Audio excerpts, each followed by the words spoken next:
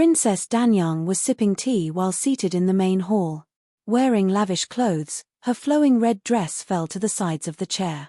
Her embroidered shoes were hidden below said dress, and she sat there with a reserved and noble air. She was Eastern Ling's princess and the only one born from the empress. But it was only after hearing the news from the second prince that she realized what sort of pride and what sort of nobility she should have as the princess born of the empress. Taking a sip of tea, she slowly loosened the grip of her smooth and pale fingers and gracefully rested her hands on her knees. Chi-Ju was stationed outside the room and quickly glanced at her. This was not the first time that Princess Danyang had come to the Marquis Manor, but for some reason, he felt that today's Princess Danyang was a little different. Hearing the sound of familiar footsteps, Princess Danyang was about to stand up to welcome them but suddenly remembered something and just smoothed out her clothes to make herself look prettier. Jiyu Shubai walked toward her and cupped his hands. "Princess." Only now did she stand up and curtsied, "Brother Shubai." Jiyu Shubai looked around and saw that the second prince was not present.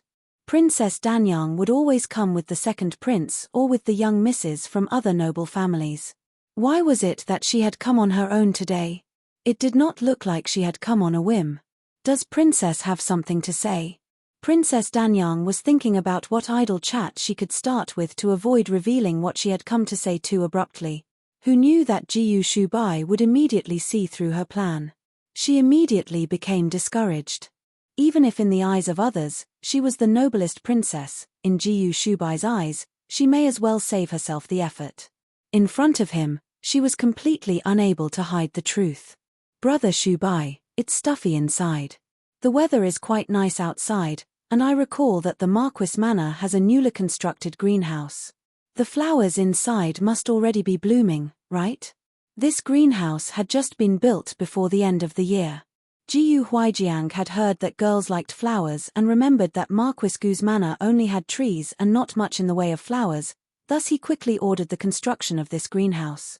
Like this, even during the cold winter days, there could still be some flowers in bloom. Princess Danyang was absolutely elated about this.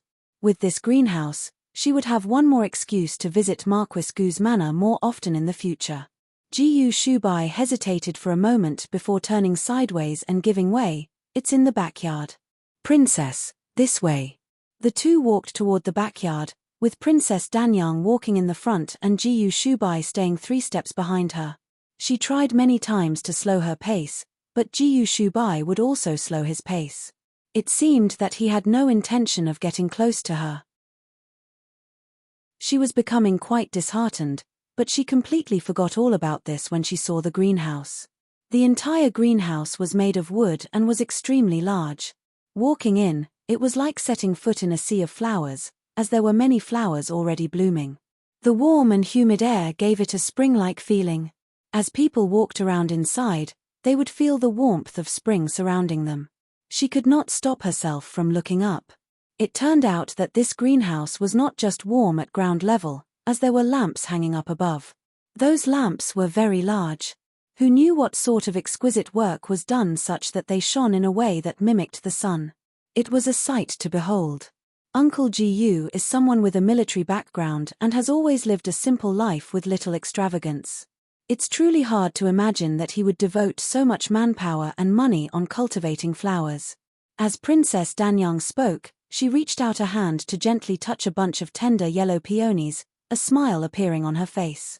Since time immemorial, warriors have liked swords, and beauties have liked flowers. Princess Danyang was no different. Jiyu Shubai said, "If this was in the past, father naturally would not do this sort of thing. But ever since the arrival of Yu Fu, he started doing all of this. His Majesty rewards Marquis Gu's manor year after year, and that silver finally had a place to be spent." Her hand froze in mid-air. Thinking of how she could only see this sea of flowers thanks to Yu Fu, she momentarily pulled her hand back. No matter how she looked, that bunch of peonies was no longer beautiful. Uncle Ji-yu really dotes on Yu Fu.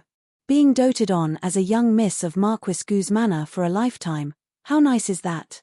If Yu Fu ends up as eldest young sir's wife, she will also become the Marquis' wife. Would that not be hard on her? Jiyu Shubai simply said, Yu Fu can't possibly remain a young miss of the Marquis Manor for a lifetime. She will eventually need to get married. If she was to become the madam of some other family and no longer had the protection of father and us brothers, I fear that it would be even harder on her. Princess Danyang's voice became cold, as she boldly said, but the wife of the heir to Marquis Gu's manor, that is a position unlike any other. Since time immemorial, marriages have always been between families of equal standing.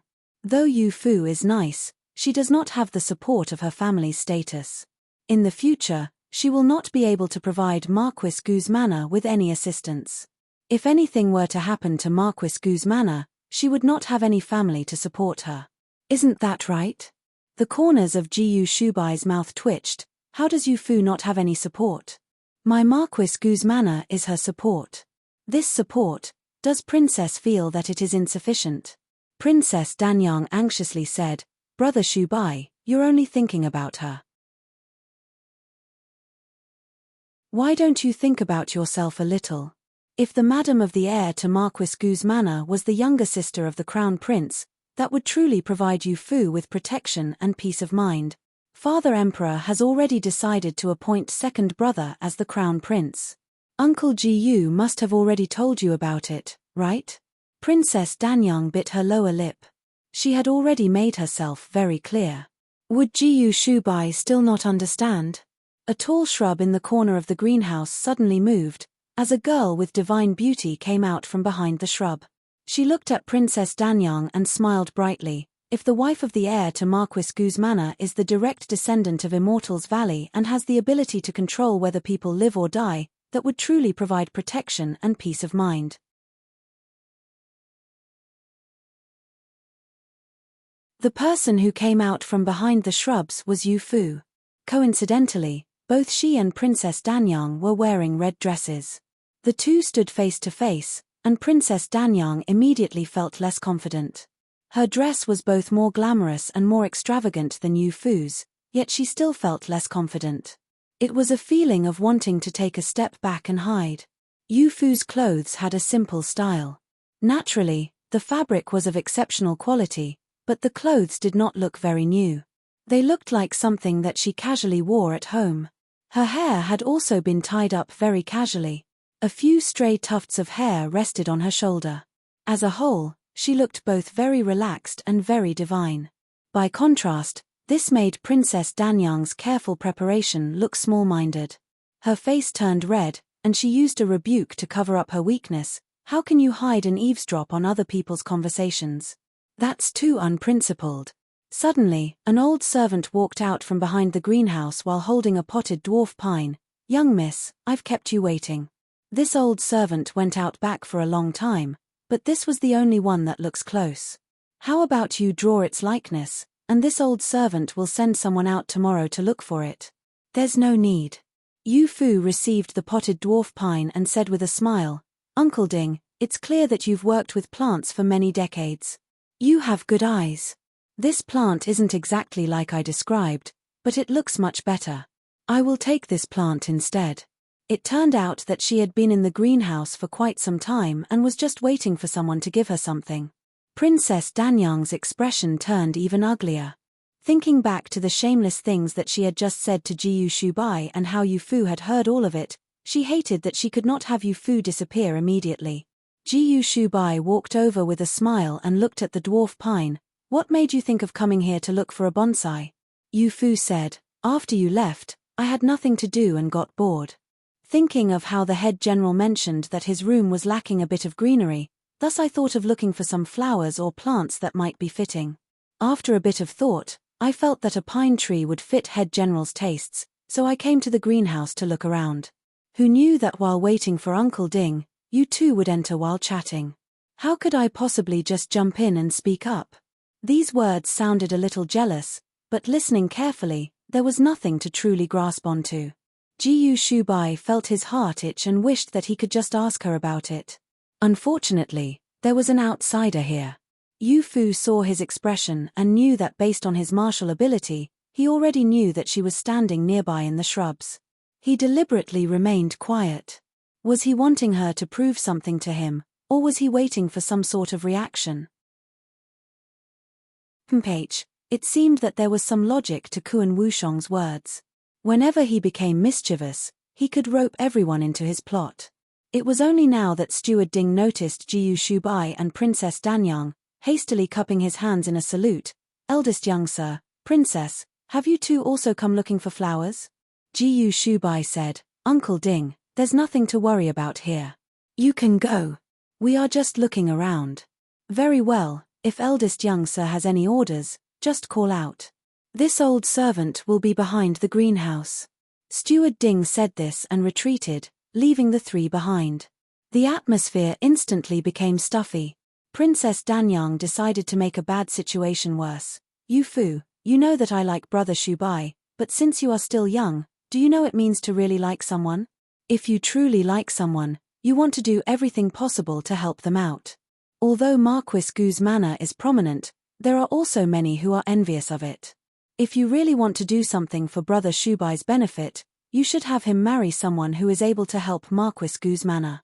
Yu Fu said, "How does princess know that I can't provide Marquis Gu's manner with any benefits?" "Very well, even if I can't, how can princess be so certain that you can provide Marquis Gu's manner with benefits?" Princess Danyang was momentarily speechless, as Yu Fu continued, "Not to mention how the crown prince's position has not yet been announced, but even if it had, that does not necessarily mean that he will become the future ruler of Eastern Ling. However, my Marquis Gu's manor has always been relied upon and rewarded for its military exploits. When has it ever needed to marry the princess of its country for more influence? Could it be that princess's words mean that you do not feel that the second prince will be a good ruler and will rely on this marriage rather than rely on subjects who have made great contributions?" Jiyu Shubai stood off to the side. It was very rare for him to hear Yu Fu speak at such length, so he found this quite entertaining. Especially when she said "my Marquis Gu's manor," Yu Fu said those words so fluidly that he felt even more comfortable. This made it clear that Yu Fu already saw Marquis Gu's manor as her home. Princess Danyang had been completely rebuffed. She never thought that she would be told off to such a degree. When had she ever said that the second prince would rely on the marriage and not on his subjects? But was the situation in court not always like this? Relying solely on military contributions and ignoring the complicated court situation, how could one retain their influence? Marquis Gu's manor enjoyed its prestige right now, but there was no guarantee that they could maintain it in the future. "I am a princess. Why would I bother arguing over such things with a little girl? Brother Shubai, think things through carefully." After saying this, she did not dare to listen to Jiyu Shubai's answer and left the greenhouse. Jiyu Shubai did not even look at her. He was just looking at Yu Fu with something on his mind. He did not know Yu Fu's identity for certain, but the possibility of her being Western Kuan's princess had already been eliminated because Kuan Wushong had openly expressed his feelings for Yu Fu. They definitely were not the feelings an older brother felt for a younger sister. As long as she was not the princess of an enemy country, it was fine. Even if Yu Fu was just a commoner, he was perfectly happy.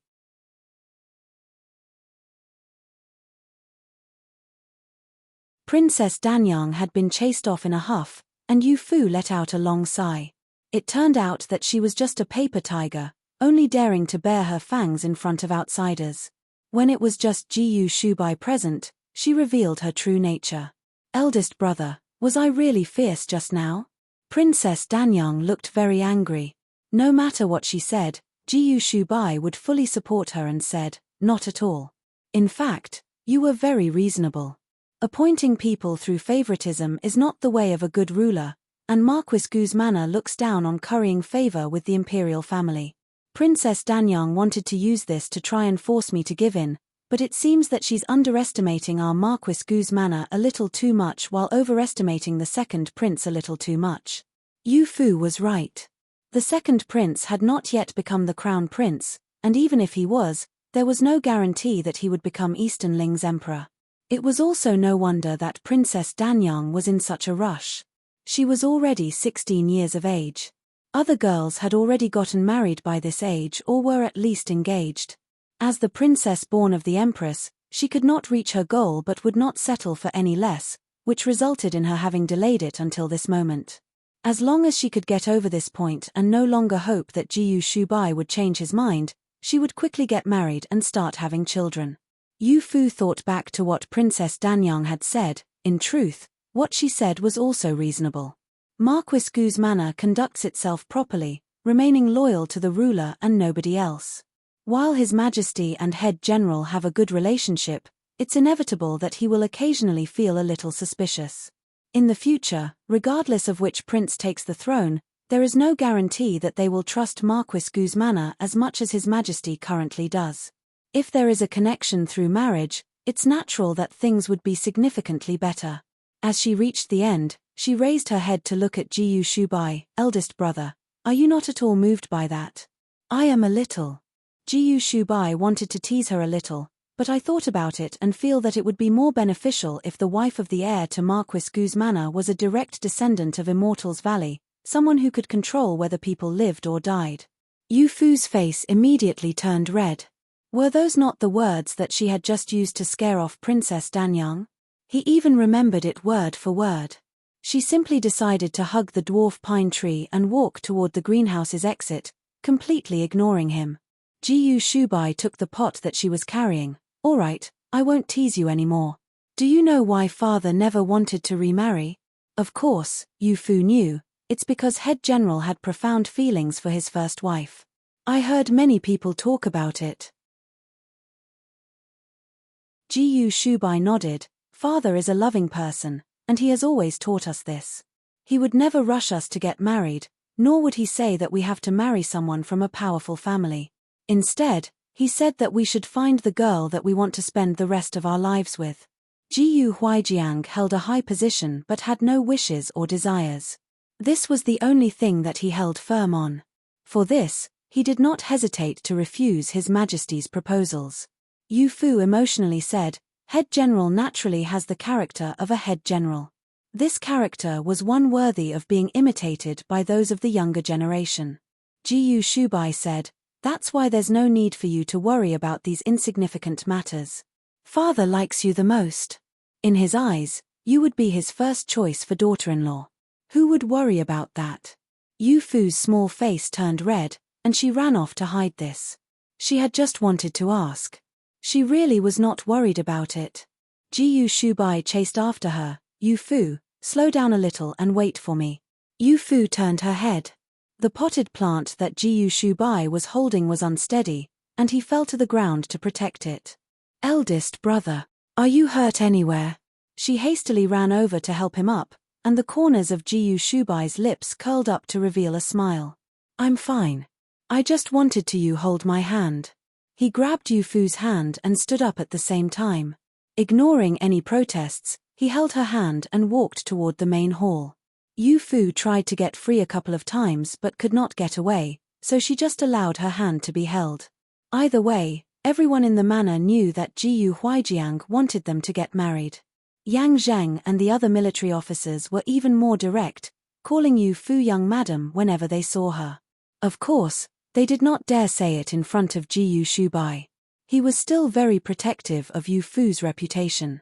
If he heard, Yang Zheng was sure to be caned. Yu Fu, since you've picked a bonsai for father, how about you pick one for me? I'll put it on my desk and look at it every day. How about it? Yu Fu had already thought it through. Sure, eldest brother's desk should have a scented Solomon's seal. The plant was hardy, and the name contained part of Yu Fu's name. It was natural that Jiyu Shubai would like it. She continued, I picked a plant for everyone to add a bit of greenery to everyone's rooms. Their moods will naturally improve, isn't that right? Jiyu Shubai's brow rose slightly and stopped to ask her. Then what have you decided on for second brother?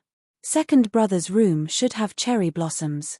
Unfortunately, cherry blossoms have not yet bloomed during this season, so I guess daffodils would be better. Daffodils were flowers that bloomed during this season. Jiyu Shubai nodded and said, Second brother has had many cherry blossoms, so there is indeed no need to place any more. Daffodils are good. Daffodils represent steering clear of immorality. If third brother saw them, he would definitely feel very gratified. Yu Fu did not understand the hidden meaning behind his words. She just heard him mention Jiyu Hanmo and said, "Third brother's room should have a pomegranate tree. His room is so cold that it's like the snow. Adding a bit of red would make it look a little warmer. Second young sir, young Miss Yu Fu has ordered someone deliver a flower." Jiyu Juji was in his room writing a letter and suddenly heard this report from the servant, "Quickly bring it in." It turned out to be some daffodils that were being raised in a blue and white porcelain pot. Some of them were already blooming and some were still just buds. Why did Yu Fu suddenly decide to send him flowers? He asked the servant, "Is it just for me, or did everyone get one?" "Everyone got one. It's just that everyone got something different. Master was given a dwarf pine, the eldest young sir received a scented Solomon's seal, and second young sir received daffodils." Jiyu Juji was feeling triumphant. Everyone else got trees, while I am the only one to receive flowers. It seems that little Yu Fu really favors her second brother. The servant raised his head. Eldest young sir said that the daffodils represent steering clear of immorality, so sending them to second young sir is perfect. Jiyu Juji.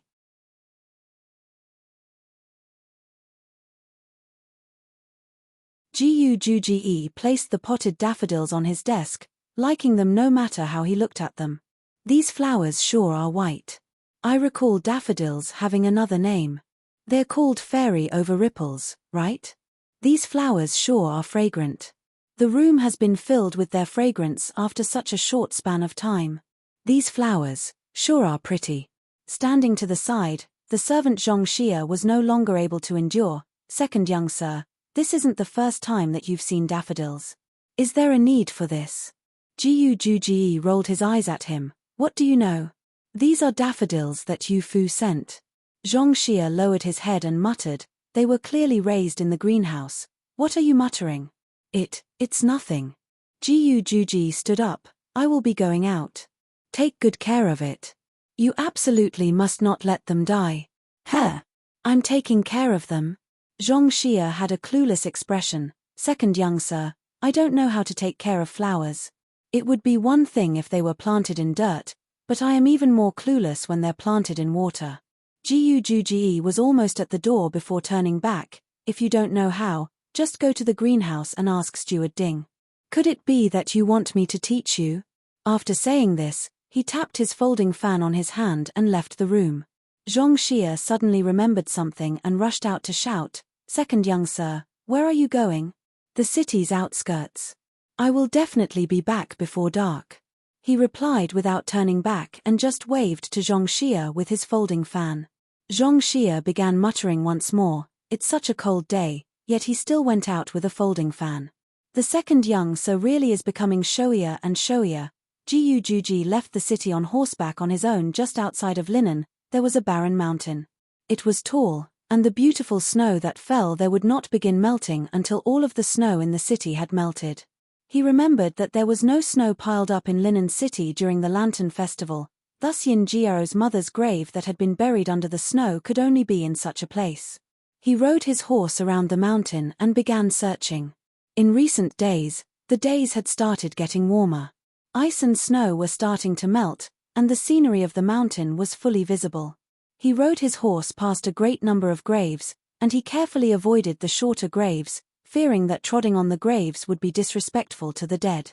Fortunately, though the graves were short, there were wooden and stone headstones, which marked their locations. If Yin Jiao's mother's grave could be covered by snow, it would definitely be a grave that was without a headstone. Thinking of this point, his search became much easier. He only needed to look at the graves that were unmarked. Suddenly, a stone headstone that had no name on it caught his eye. Straight, to be able to afford a stone headstone, it would be impossible that they would leave the name unwritten. For there to be one without a name, there definitely had to be some reason. He hopped off of his horse and walked over to that grave. The headstone was made of veined limestone. It was something that only a wealthy family could afford, so it was very strange for it to be placed on such a small grave. There were also 3 sticks of incense in front of the grave, and Jiyu Juji pinched the incense and found that it was a very expensive type. Just as he was feeling confused, he suddenly heard the sound of footsteps coming from the foot of the mountain. Leading his horse, he hid in the forest nearby. The ones to come up the mountain were 2 middle-aged men and a young maidservant. Based on the sound of their footsteps, it sounded like they were normal people without any martial arts training. "We have worked for the Prime Minister's manor for a long time. Will the young miss still not believe us? She even sent a young girl such a long distance to check. Look at how difficult this mountain path is, right?" The maidservant said, "This matter is important. It's not that the young miss doesn't believe you. Rather, it's just what she felt was necessary to fulfill her filial duties." The other man said, "Yes, yes, yes, if you personally come to take a look, the young miss will feel at ease." "That's good too." Their voices drew closer and closer, as Jiu hid behind some trees and saw them walk over to the strange headstone. The maidservant touched the headstone. "This headstone is of exceptional quality. Although it can't be engraved, it should be enough to comfort the young miss. It's just that when Master was in the capital, he disliked it when the young miss came out to pay her respects. Now that the eldest young sir is the head of the family, he is even more adamant about not letting young miss out of the city. Thank you to the two of you for coming on Tomb Sweeping Day to offer some incense for the young miss birth mother." As she said this, she pulled out a couple pieces of silver from her sleeve and handed the 2 men 1 piece each. The 2 men had received their reward and hastily replied, "Miss is right. When the previous Prime Minister was still around, he advised us of this. How could we dare be negligent? The identity of the young Miss birth mother is a secret and has not been revealed to the outside world, but she is still considered our master. It's natural that we would not dare to be negligent." The maidservant nodded. "Don't worry. I will inform the young miss of your loyalty and have her say a few words to the young master. There won't be any shortage of benefits for you." "Hehe, many thanks. Now, the young master is the Prime Minister. With just a word from him, we will definitely be thankful for the benefits provided by the young miss." In the end, she bowed toward the headstone before heading back down the mountain. After the 3 left, Jiu walked out of the forest and carefully looked over the blank headstone. Sure enough, Yin Jiaro's birth mother was not Madame Yin. Based on what those 3 said, she was born of a concubine. Just how important was her identity that Yin Yang would try so hard to hide it? He spoke to himself and suddenly felt a cold wind blow past. The sky was slowly getting darker. Forget it, he would return to the city first and tell his father before giving this matter more thought. He hopped back on his horse, descended the mountain, and rushed toward the city. "You're saying that Yin Jiaro is not the child of Madame Yin, and you are sure of this?" Jiu Huijiang was in the outer study taking care of some court matters, and Jiu Shubai was also present. Hearing Jiu Joga's words, they felt a little caught off guard. Yin Yang had always been known for having few interests, fully devoting himself to loyally serving the emperor without any desires. Aside from the madam of the Prime Minister's manor, there were no concubines. Later on, Madame Yin passed away, and he never remarried. Unlike when Jiu Huijiang decided not to remarry, Yin Yang's decision was mockingly seen as fake by people in court. They all said that he did it to seem virtuous and to pretend to be a saint. Even a sage needed affection. Distancing himself from others ended up making him appear fake. This was quite strange, as Yin Yang did not want to remarry, so how could he be hiding a concubine? Jiu Juji said, "Father, on the night of the Lantern Festival, I left the manor to look for eldest brother and the others, and I happened to run into young Miss Yin. A seed of doubt was planted on that night, and I went out today to investigate. Who knew that I would run into people from the Prime Minister's manor? If not for this, Sun would not dare believe it." Jiu Shubai said, "You are certain that you heard them say that her identity had to be kept secret?" Jiu Juji nodded, "I am. Could it be that her birth mother was the daughter of an official convicted of a crime or was a prostitute, and that's why the previous Prime Minister always kept it hidden, fearing that it would ruin his reputation?" This was possible. But Jiu Shubai felt that this matter was not so simple. Jiu Huijiang said, "A prostitute is not too likely. Yin Yang and I have known each other for many years, and he never went to any brothels. His manor doesn't even have any dancers or singers." Saying it like that, the possibilities had been drastically reduced. Jiyu Shubai said, if she's the daughter of a criminal, the Imperial Court of Justice will have some records. Sun will try and investigate a little. Although this is an internal matter for the Prime Minister's manor, and we should never have inserted ourselves into this matter, I feel that Yin Shaw taking the position of Prime Minister will be bad for our Marquis Gu's manor. If we can get any sort of a handle on the Prime Minister's manor, we definitely won't need to be so passive. Jiyu Juji added, I agree with eldest brother's way of thinking. Father, just leave this matter to eldest brother and me to investigate. As the heir to Marquis Gu's manor, it will be easier for eldest brother to look for the records, while son has met young Miss Yin a few times and can be considered a little close. I might be able to glean some information from her. Jiyu Shubai glanced at him with a smile that carried a faintly teasing look. Speaking of cherry blossoms, here was another. He had not yet figured things out with Yaroyu, yet here came a young Miss Yin. Who knew if this would end up being a beautiful cherry blossom or a rotten one? Jiyu Juji noticed this look and coughed a few times in embarrassment. Jiyu Shubai saw this and retracted the look. Jiyu Huijiang pondered this for a while. I am not worried about Shubai. He knows how to investigate the things that he wants while keeping it a secret from Yin Shaw. But Juji, you need to maintain a sense of propriety when interacting with young Miss Yin. Even if her brother and father did things that try to disadvantage my Marquis Gu's manor, she might not know of it. You absolutely must not harm the innocent. Jiyu Juji felt a little awkward from hearing these words. Father should not be suspecting that he would try to seduce her, right? He hastily cupped his hands. Father, don't worry. Son has a sense of propriety and definitely will not do anything to harm young Miss Yin. Jiyu Huijiang looked at him suspiciously. He had a sense of propriety. He probably felt that he had a sense of propriety, but just how many girls in the capital admired him? All of them contended for his affection, and it was not uncommon to see actual fights break out because of this.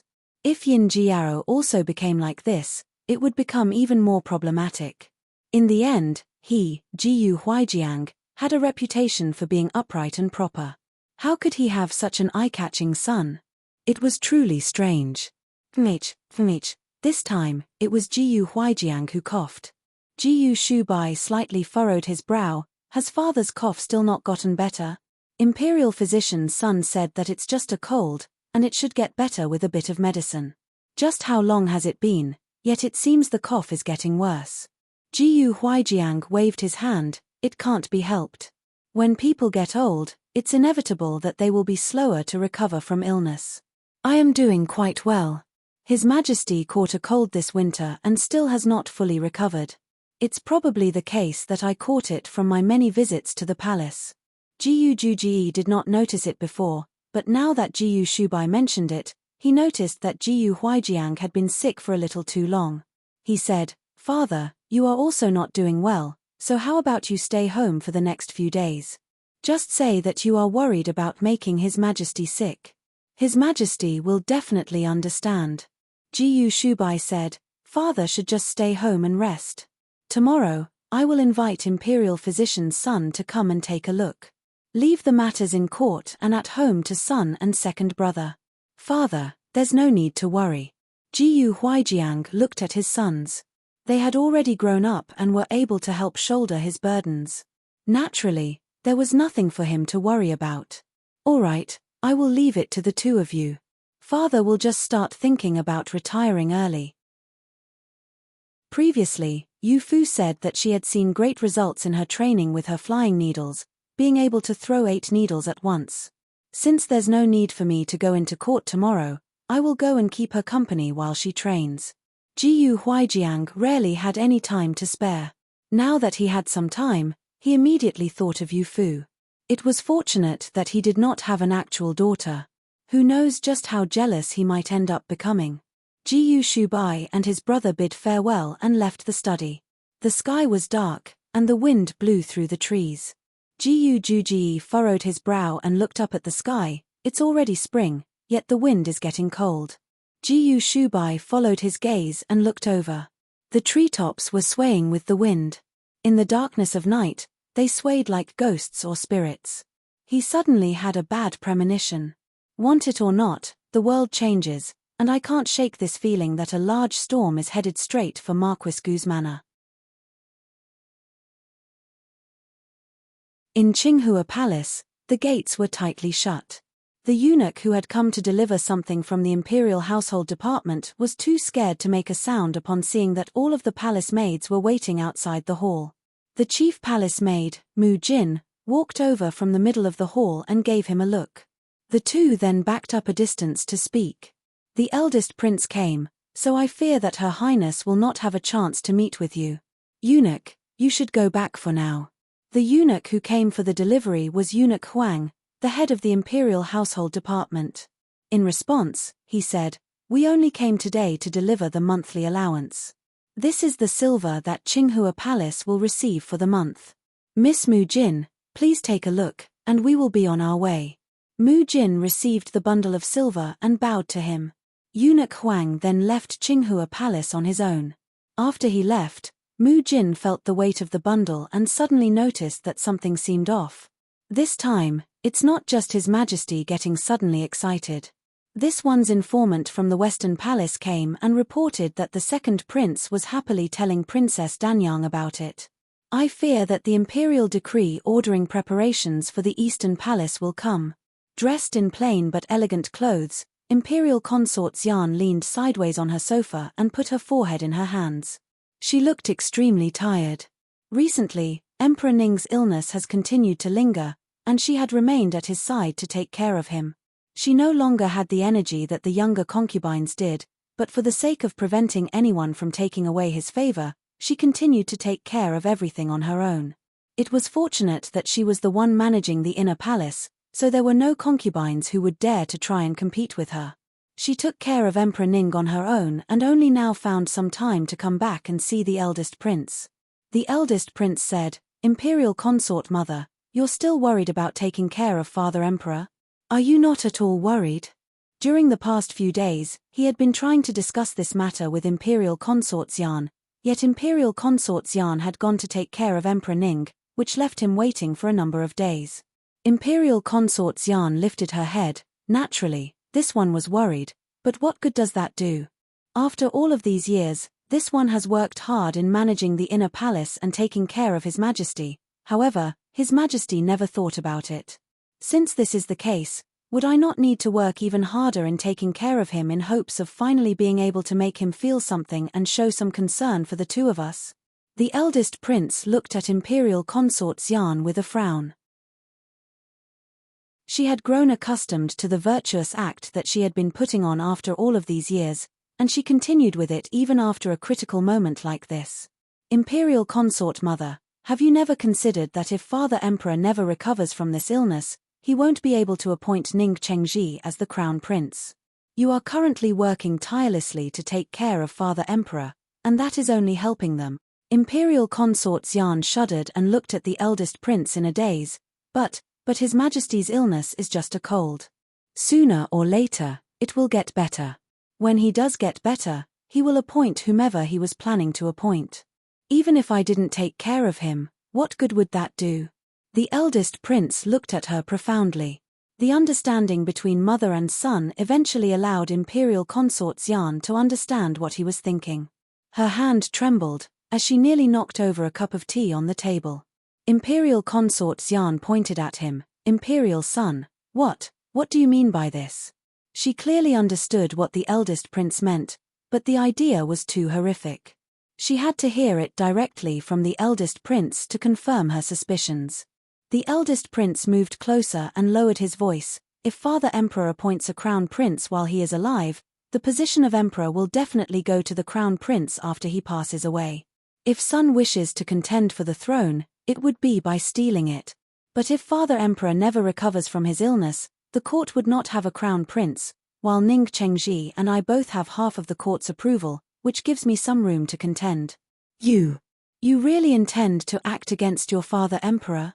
Although Imperial Consort Xian might be dissatisfied with how Emperor Ning handled things, as a member of the inner palace, she could only think of ways to try and move Emperor Ning through his emotions. As a result, she spent the past few days taking care of feeding him his medicine, not daring to be the slightest bit negligent. But this usually calm and filial eldest prince, whom she viewed as her pride and joy, actually told her to let Emperor Ning fall ill and never recover. Then what would you do? The eldest prince said, hasn't imperial consort mother been at father emperor's side and taken care of feeding him his medicine? As long as you add a little something to his medicine, father emperor's illness will gradually get worse, and nobody would suspect imperial consort mother. Who said that nobody would? Imperial consort Xian never thought that he would actually suggest that she should do it. His Majesty has so many people at his side. Even if there aren't any concubines from the inner palace, there are still eunuchs and palace maids. How do you want imperial consort mother to avoid being seen? If I am seen, plotting to harm His Majesty is a crime that will see 9 generations of my family executed. The eldest prince said, Imperial consort mother, what else do you think we can do aside from take this step? Once Ning Chengji is appointed to the position of crown prince, it will be hard for both of us to avoid death. Rather than waiting to die, Sun would rather take the initiative. There might even be a chance of victory. Imperial consort Xian sat on the sofa, and the eldest prince's words struck her like lightning and echoed in her head like thunder. The head palace maid, Mu Jin, suddenly walked into the hall. What is it? Imperial consort Xian had not yet recovered from her shock when she saw Mu Jin walk in with a look of displeasure. She saluted Imperial consort Xian and the eldest prince, Your Highness, please take a look. This is the monthly allowance that eunuch Huang just delivered, and it's significantly less than the usual amount. This servant weighed it and noticed that it felt off. I sent someone to go and ask, and he actually said that it had always been this much. Imperial consort Xian furrowed her brow and looked at the bundle in her hand. Indeed, it was not as plentiful as usual. She scolded, the people at the Imperial Household Department really have become muddled, even forgetting how much monthly allowance is to be given to this one's palace. What a bunch of fools. Mu Jin bit her lip and glanced at the eldest prince. It seemed that she had something that was hard to say. Imperial consort Xian said, If you have something to say, just say it. Mu Jin kneeled on the ground and said, The person who was sent to ask heard eunuch Huang say to his subordinate eunuch that the second prince is the future crown prince, and there is no need to get too close with Qinghua Palace. Crash. The teacup next to Imperial consort Xian's hand shattered on the ground.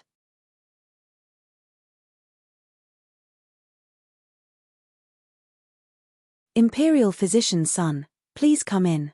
Outside the western wing, Qiju led Imperial physician's son inside. Lord Marquis has been here with the young miss since this morning. Since you frequently visit the manor, why not just perform the examination here in the young miss courtyard? Well put, well put. Imperial physician's son walked in while chuckling. He could be considered a common guest in the western wing, and he was familiar with the path. In the past, whenever Yu Fu caught a cold or had a nosebleed, Marquis Gu's manor would bring him in to treat her. Later on, Yu Fu's body grew much stronger, so his visits were much less frequent, and he found this to be a pity. If he could meet with Yu Fu more often, he would be able to hear more and more about the situation in Immortals Valley, especially things like the deity of medicine's prescriptions. That would be of great benefit to him. Qiju also knew that Imperial physician's son liked Yu Fu. He had even brazenly asked Jiyu Huijiang something immensely stupid, to allow Yu Fu to be raised in his manor. With nothing else to say, he just led him forward. Lian Bai came out from the room to receive him, bowing in a salute. Imperial physician's son, Steward Qi, Lord Marquis and young miss are in the back corridor. Saying this, she led the two of them inside. Imperial physician's son walked at the front. Upon setting foot in the back corridor, a silver light flashed past. He immediately stopped moving and stood in place, not daring to move. Jiyu Huijiang burst out laughing. Yu Fu covered her mouth. Sister Lian Bai, you didn't even give Imperial physician's son a warning. What if he had gotten hurt? Lian Bai was also quite helpless. Imperial physician's son was too anxious, and this servant did not get a chance to warn him before he stepped out. Imperial physician's son settled his nerves and took a look. At the far end of the corridor, there was a target that had been riddled with silver needles. He happily walked up to take a look, wanting to reach out and touch but not daring to do so. These are young Miss Yu Fu's poison needles, right? This lowly official previously heard about them, but this is my first time seeing them. I heard that when young Miss Yu Fu went to save the eldest young sir, you threw them like this and defeated a large group of assassins. Isn't that right? Jiyu Huijiang said. How does Imperial Physician Sun know about this? Imperial Physician Sun chuckled. When this lowly official heard that young Miss Yu Fu saved the eldest young sir, I was extremely worried, having assumed that young Miss Yu Fu would need this lowly official once she returned. That's why I asked around a great deal. I never thought. He rubbed his nose with a bit of a guilty conscience. He could not just say in front of Jiyu Huijiang that he was actually extremely disappointed that Yu Fu was not hurt, right? He did not say it, but Jiyu Huijiang was able to figure out the words that remained unspoken. Yu Fu said, Head General, since Imperial Physician Sun has come, let's take care of the examination first. Though your illness is not serious, it would not be good to drag things out. Everyone then returned from the back corridor to the front, and Imperial Physician Sun checked Jiyu Huijiang's pulse. His brow suddenly furrowed. Strange, how truly strange. What's strange? Imperial Physician Sun lowered his wrist. Has Lord Marquis truly been taking the medicine that this lowly official prescribed? Why is it that the illness has not gotten better but has actually gotten worse? Chi Ju had been standing outside the door but immediately entered to respond upon hearing this. This servant personally watched the preparations of Lord Marquis' medicine. There isn't the slightest deviation from what Imperial Physician prescribed. Lord Marquis also downs the medicine in one gulp every time. Imperial Physician Sun, please be at ease. Imperial Physician Sun shook his head. Lord Marquis is someone with a military background and has a sturdy physique. A minor cold and a cough should not be a problem. This lowly official originally figured that Lord Marquis would have fully recovered after taking the medicine for 3 days, but it has already been 7 or 8 days. This should not be the case. With him saying it like this, Yu Fu also felt that something was off. Imperial Physician Sun moved to the side. Young Miss Yu Fu, how about you come and take a look? Yu Fu looked at Jiyu Huijiang and modestly said, the greatest taboo in medicine is seeking too many opinions. Since Imperial Physician Sun has always been the one checking Head General's pulse, how could I get in the way? Before Jiyu Huijiang could say anything, Imperial Physician Sun had already responded, it's fine, it's fine. I do not mind. Young Miss Yu Fu has studied in Immortals Valley, and I am all too eager to learn a bit from you. Now that he was being so open about it, she now felt a little embarrassed. Imperial Physician Sun was given a fright by her expression, and Jiyu Huijiang also became stern. He knew that any time Yu Fu had this expression, it would not be a minor issue. Yu Fu said, Imperial Physician Sun, the prescription that you gave to Head General, what was it? Imperial Physician Sun explained the medicines that he prescribed, and Yu Fu listened. These are the symptoms of some pathogen entering the body and causing problems at the throat. That's right. Could it be that you have a different opinion? Yu Fu took a deep breath. It's poison. Head General was poisoned. Imperial Physician Sun was extremely shocked. Even Chi Ju, Lian Bai, Lian Zhu, and the others standing off to the side were shocked. Lord Marquis was poisoned. Who would dare to try and poison him? Yu Fu said, when it comes to treating illness and saving people, I do not have as much experience as Imperial Physician Sun, but when it comes to poisons, I am a little more familiar. This poison is very covert and concealed itself beneath the blood vessels. First, it assaults the throat, but I fear that it will slowly spread to the internal organs. Imperial Physician Sun, you should know that a pathogen getting into the body won't result in the throat turning purple. She motioned for Jiyu Huijiang to lifted his chin, and Imperial Physician Sun came over to take a careful look. Below his Adam's apple, there was a patch of purple. It was so faint that it was almost invisible. Yu Fu was a little shorter than an adult and was the perfect height to see that spot.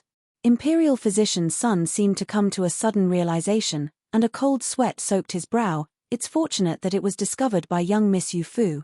Otherwise, even if this poison managed to spread to the internal organs, this lowly official might not have noticed. If anything happened to Lord Marquis, wouldn't this lowly official have been condemned for the rest of Eastern Ling's history? Jiyu Huijiang looked at Yu Fu. What poison is it exactly? Yu Fu fell silent for a while and said with difficulty, that, truthfully, I do not know.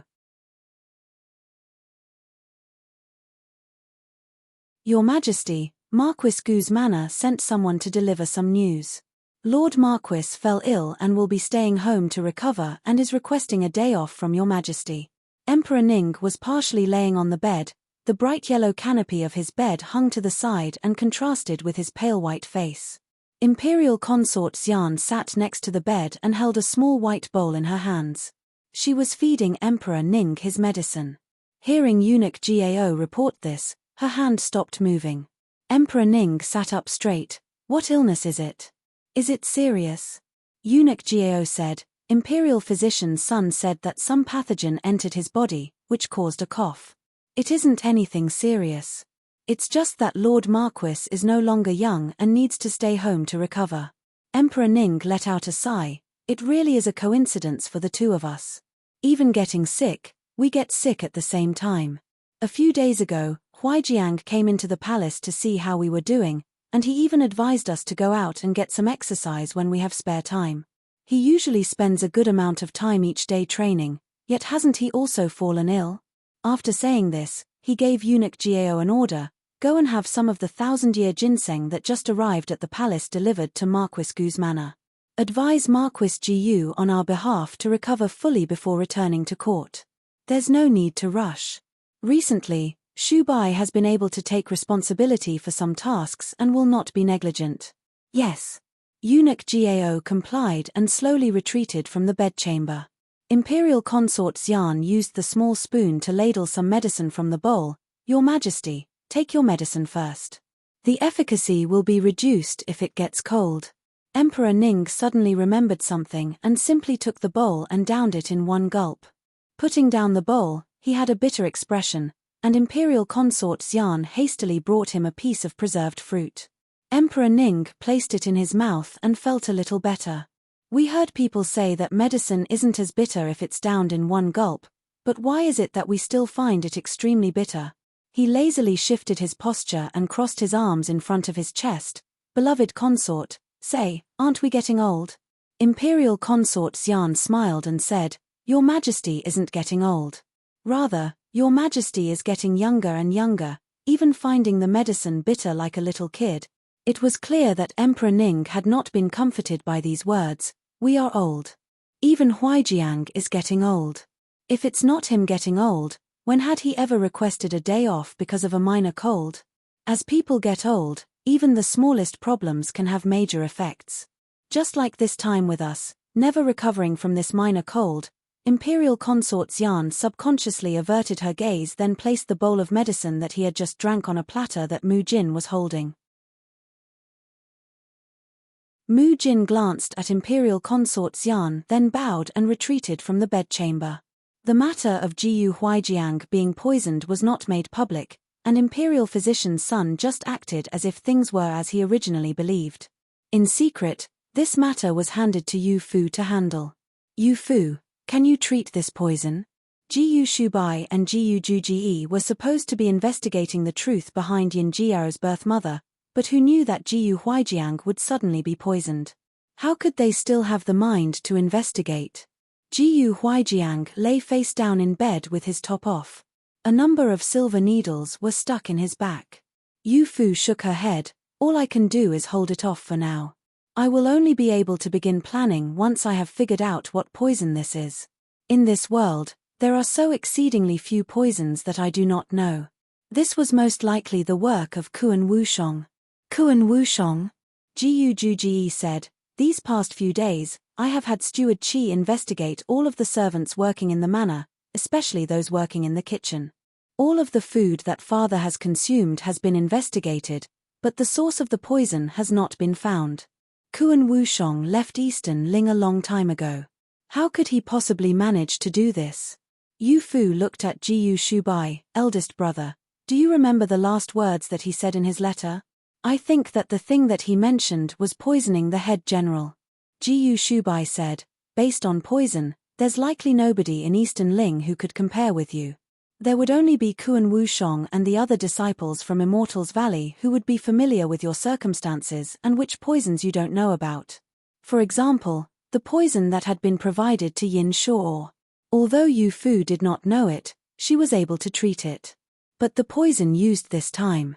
Yu Fu checked the time, then started pulling out the silver needles from Jiyu Huijiang's back. The ones near his neck were dark at the tip. The further down the body she went, the lighter the needles were. The ones nearest his hip were completely normal. Qi Ju stepped forward and helped Jiyu Huijiang put his shirt on. Lord Marquis, how do you feel? Jiyu Huijiang concentrated and thought for a bit. My throat feels much better, as it's no longer as dry as before. I no longer feel an uncontrollable urge to cough.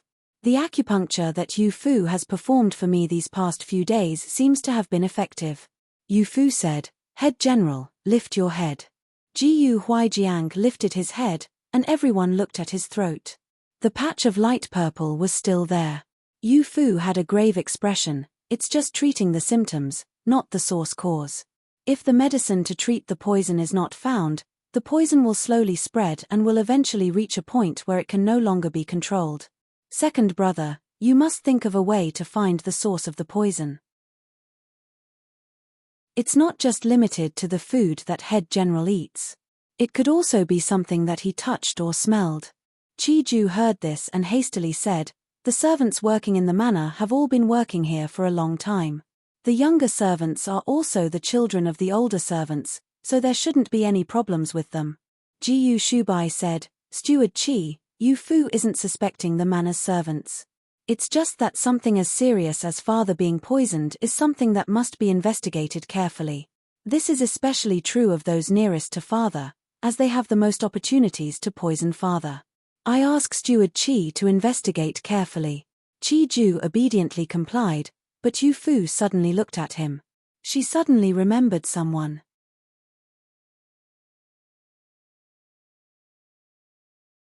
You're saying that Qi Ting poisoned father? I am not certain. It's just a suspicion. In a corridor outside the western wing, Yu Fu and Jiyu Shubai were returning from the main hall.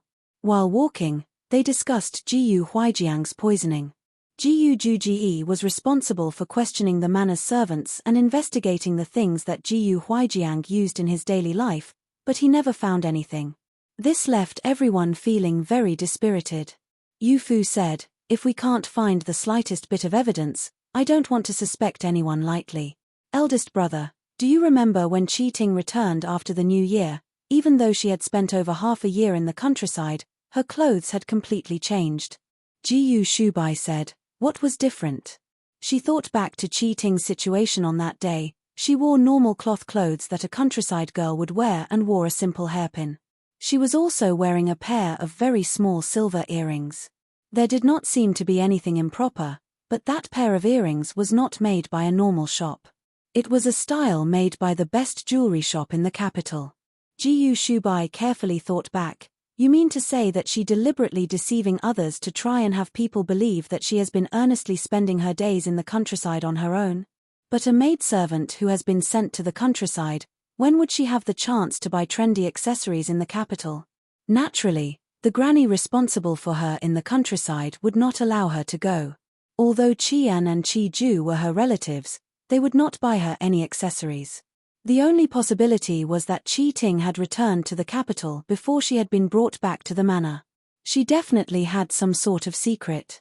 Yu Fu said, This is just my suspicion. It's possible that she only returned to the capital to play around and was not bribed. That's why I told Yarolan to keep an eye on her.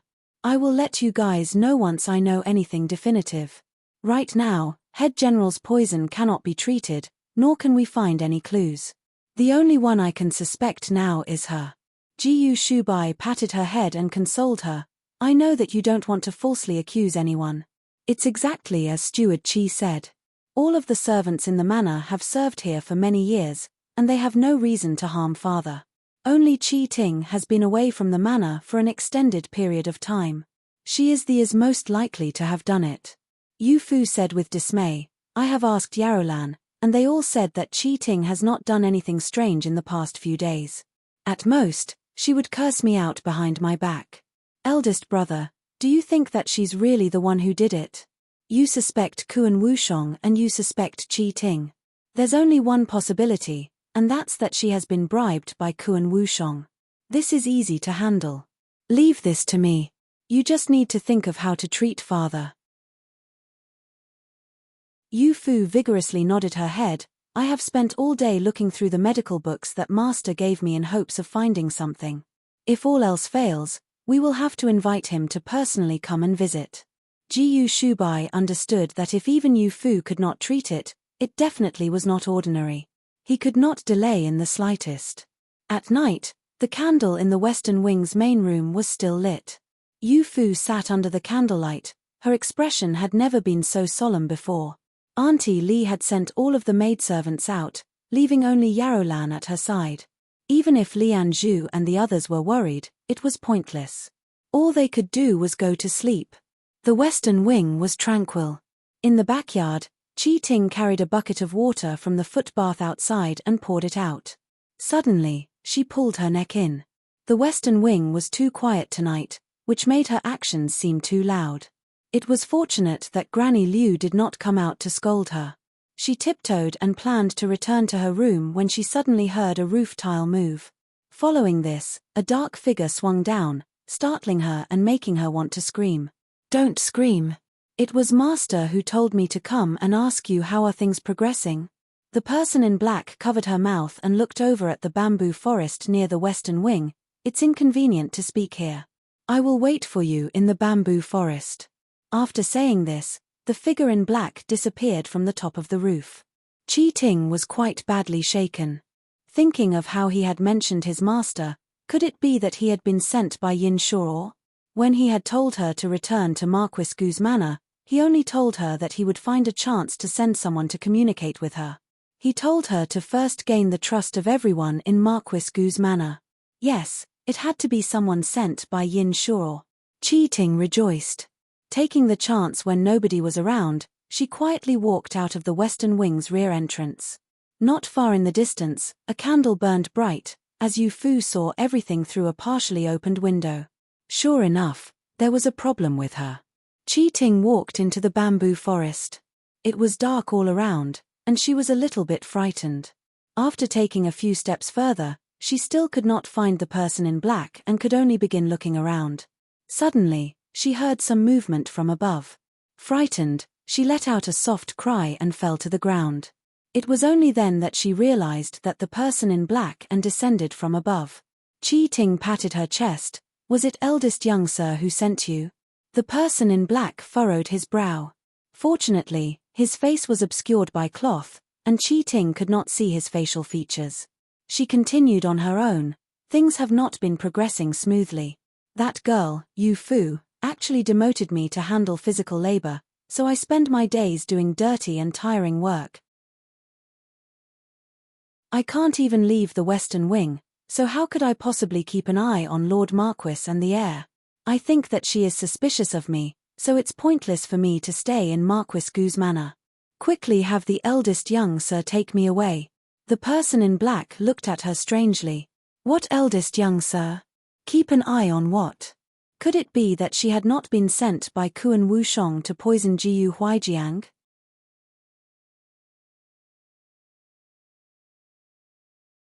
After just a moment of hesitation, the person in black had already decided on what to say. He quietly said, even if you don't leave the Western Wing, you should have heard a bit about what is happening in the manor. Tell me about them. As for whether or not to take you away, I will let the eldest young sir know. Qi Ting heard this and happily said, then I will trouble you with it. In recent days, there hasn't been anything. Oh, there was something. I seem to hear that Lord Marquis was poisoned, and not even Imperial Physician's son could figure out what poison it was, but who knows if it's true or not.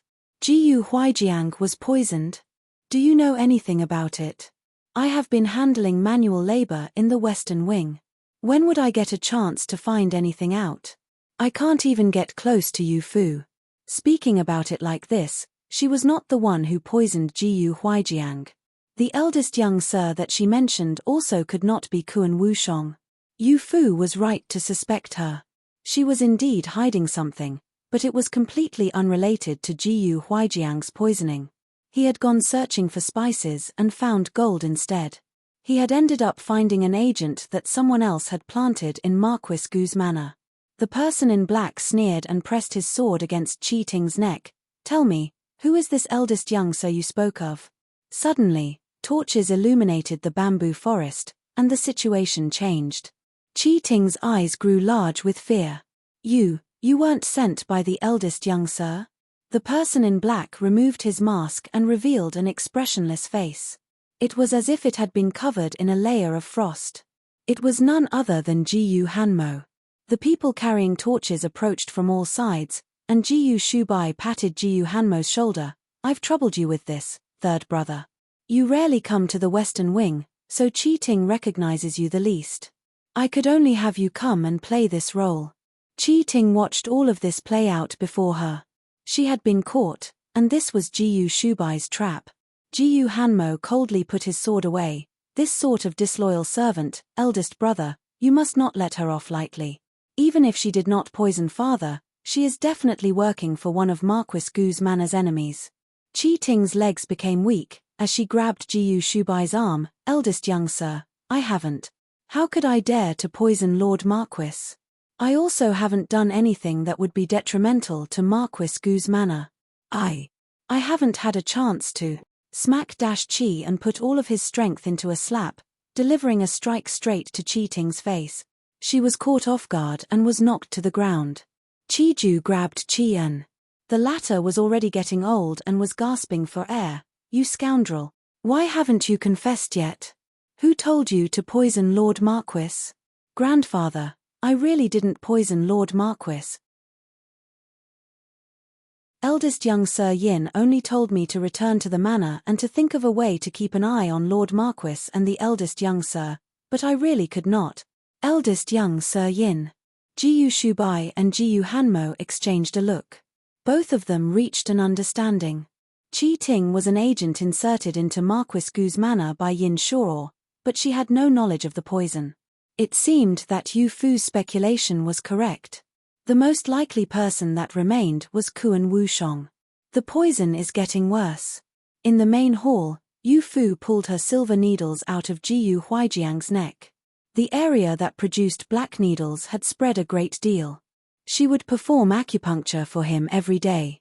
The toxicity of the poison was clearly under control, but the poison continued to spread. There was only one possibility that remained. The poison was still at play. Qi Ju walked forward and said, "Young Miss Yu Fu, that's not possible. Qi Ting has already been locked up. It's impossible for her to be the one who poisoned Lord Marquis. This servant tests Lord Marquis' food every day before it is served. If there was any poison, this servant would also be poisoned." Yu Fu said, "Steward Qi Ting is not the one who carried out the poisoning. I trust your loyalty, but have you ever inspected the things in this main hall?" Jiyu Shubai and Jiyu Juji were waiting to the side, and Jiyu Juji said, "Steward Qi and I inspected everything here. There definitely aren't any problems. Since there's nothing wrong with his food or with the things that he uses on a daily basis, how exactly did the perpetrator have father come into contact with the poison?" Jiyu Huijiang got up from the bed and put his clothes on. "These past few days, I have stayed in the manor. Aside from the main hall, I have been in the outer study. Yu Fu, do you think the perpetrator might have done something inside the outer study?" "Outer study? Right, it must be the outer study." Yu Fu had a sudden realization. The outer study is a place that the servants cannot enter. That's why we never thought of investigating it. But Kuan Wushong did indeed go in, right? Saying this, she ran out of the main hall and rushed straight for the outer study. Jiyu Huijiang waved his hand. "You guys go too." When everyone reached the outer study, Yu Fu only allowed them to stand there and look. They were not allowed to touch anything. It's very likely that this is where Kuan Wushong used the poison. "Have you guys come to the outer study recently?" While she searched through the bookshelves, she questioned Jiyu Shubai and the others without looking at them. Jiyu Shubai said, "We did indeed come, but we never looked through any of the books, nor have we sorted through any of the reports. Second brother and I have not been poisoned." If the poison is in the outer study, Father must have touched something that we have not. In the past few days, what had Jiyu Huijiang touched that the two of them had not? Yu Fu looked through the various bookshelves, then turned to Jiyu Huijiang's desk. There were many reports that had not yet been handled and some that had been taken care of. These past few days, he had not attended court, but he was unwilling to stop working. From time to time, he would come to the outer study to take care of some work. She slowly approached the desk, and a strange odor entered her nose.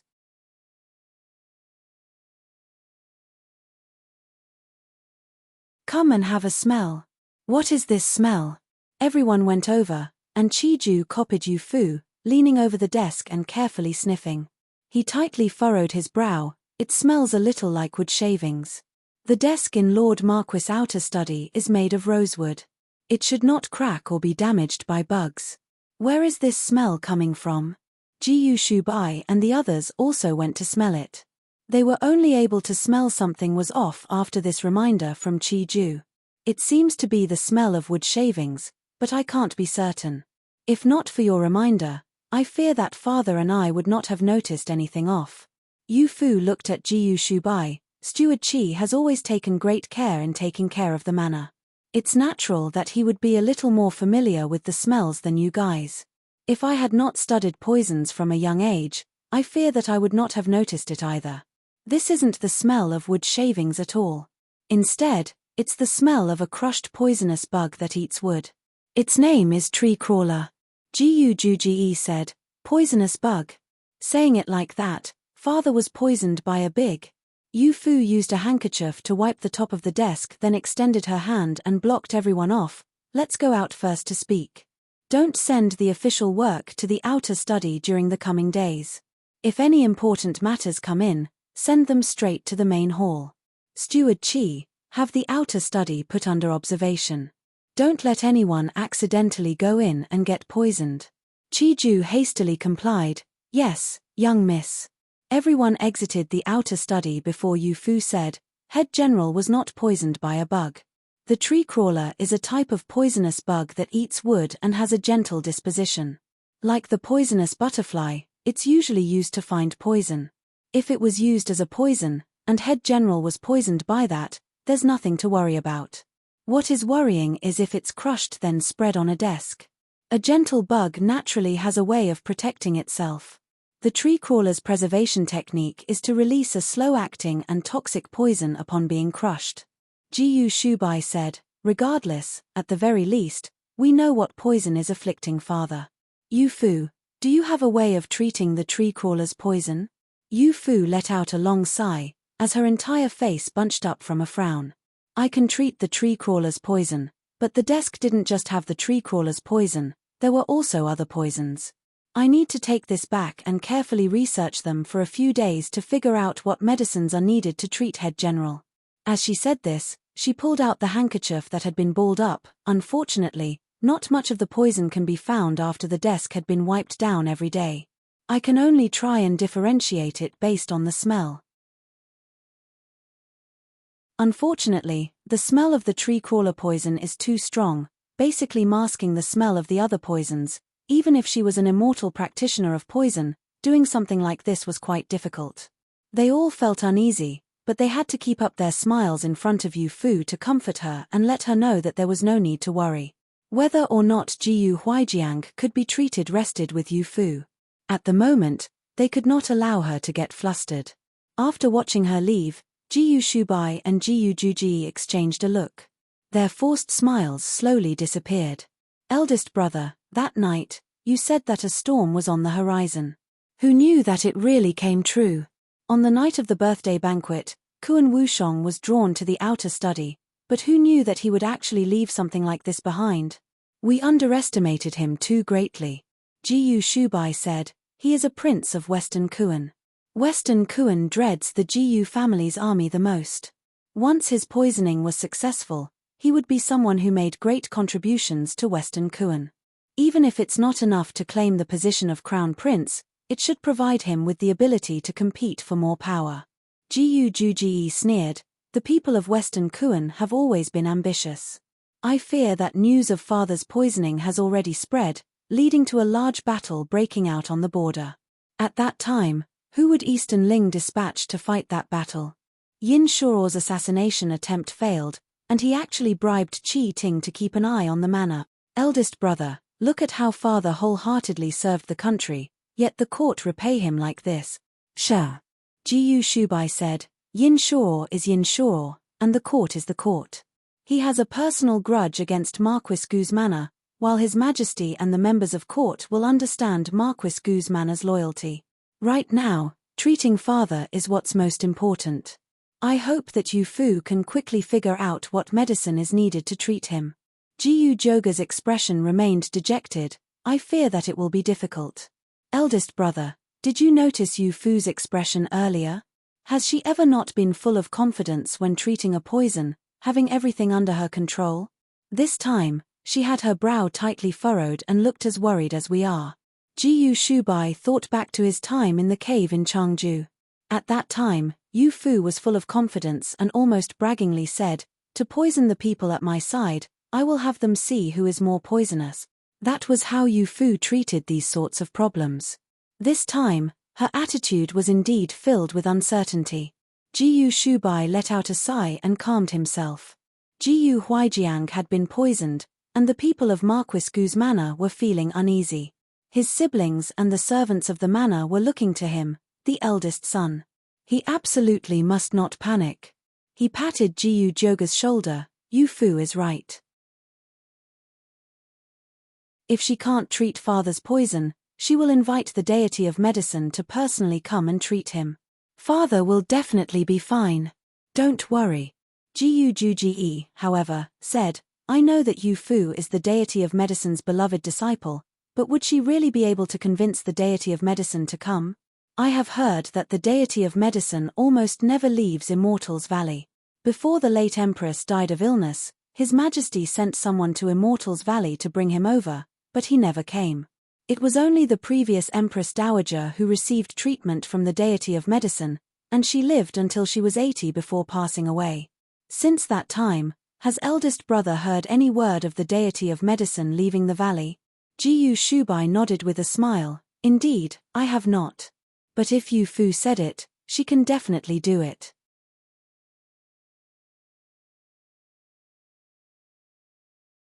Yu Fu sullenly walked toward the western wing. Yarrow Lan walked behind her, not daring to carelessly speak out. She had followed Yu Fu since she was little and knew that she was currently feeling conflicted. Yarrow Lan, in the end, I implicated the head general. She did not enter the western wing. Instead, she sat down in the corridor outside the courtyard. I never thought that he would be implicated, not by my identity, but because of my connection with Kuan Wushong. If not for the fact that we came from the same place, he would never have had the chance to poison head general. Yarrow Lan shook her head like a pellet drum. How can this be blamed on young Miss? If young Miss was not here, he would be even more unscrupulous with poisoning Lord Marquis. It's fortunate that young Miss is here to help Lord Marquis fend off the poison. If not for that, I fear that he would have already died from the poison.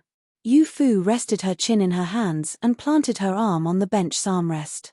She then bunched up her face. Yarrow Lan looked carefully. These past few days, Yu Fu had been looking through medical books late into the night, and her face had become quite a bit thinner. There was not much flesh left on her. She hurriedly comforted her. Young Miss, don't think about it so much. This wasn't a result of being implicated. As for your identity, didn't the last letter from the deity of medicine say that the situation was improving, and there won't be anyone searching for you, so young Miss can return to Immortals Valley at any time? Yu Fu said, but I want to stay in Eastern Ling and Marquis Gu's manor even more. Either way, Kuan Wushong is not a good person. Master often said that he has bad intentions, and I only thought that he was some aloof idiot. I never thought that he would use such a dirty tactic. Yarrow Lan muttered to herself, but what she said was unclear. Yu Fu looked at her. What did you say? Yarrow Lan spoke up a little louder. I was saying that he has always treated young Miss very well. That's why young Miss couldn't see that he had bad intentions.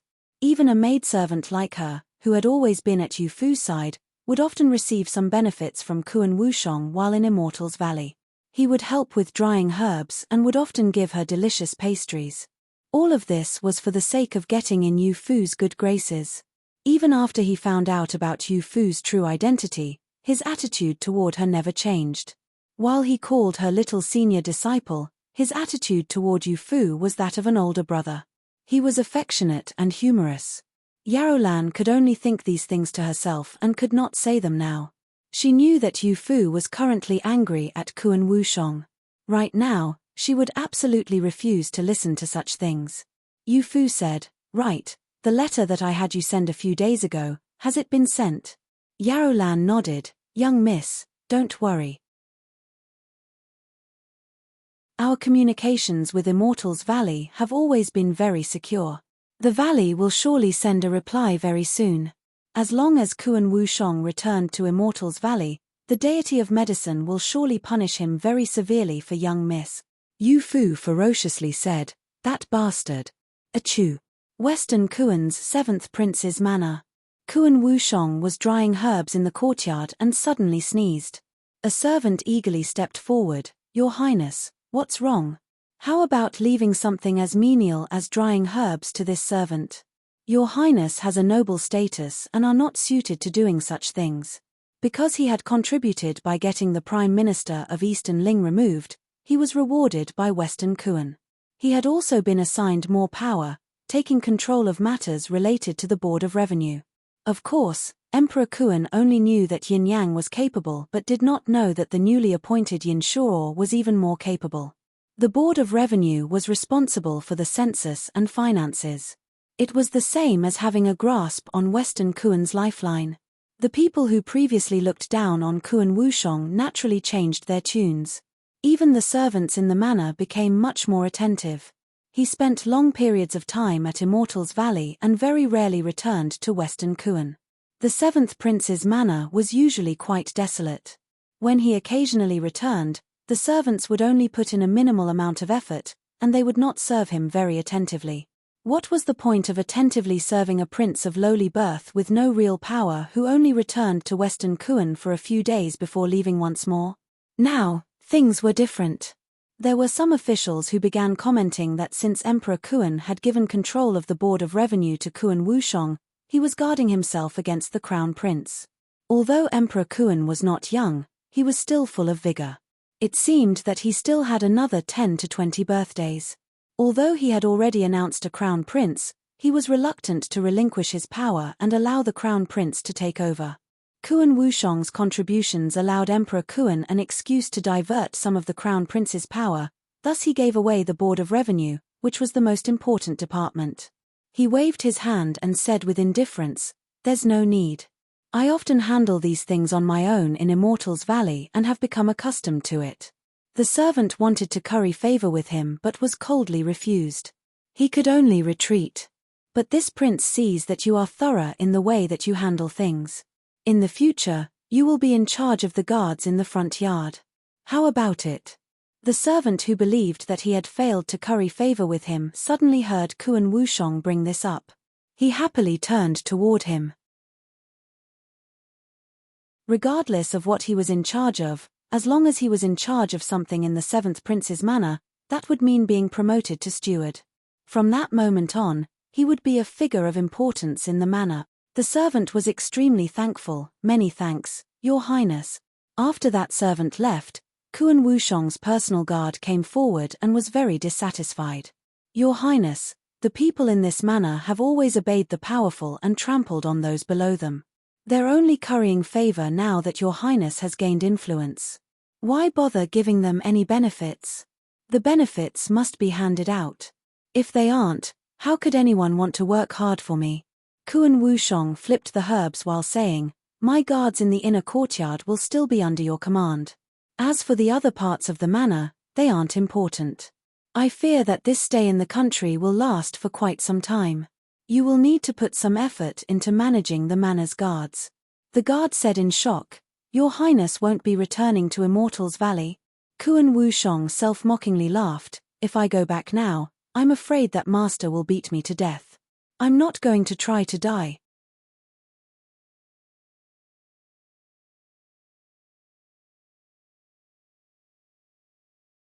Who knew just how many young girls' hearts trembled from hearing it? Marquis Gu's air really is gentle, treating his little sister so well. If I had such a gentle older brother, how nice would that be? If you were as beautiful as young Miss Yu Fu, there would be no shortage of young men who would want to treat you this gently.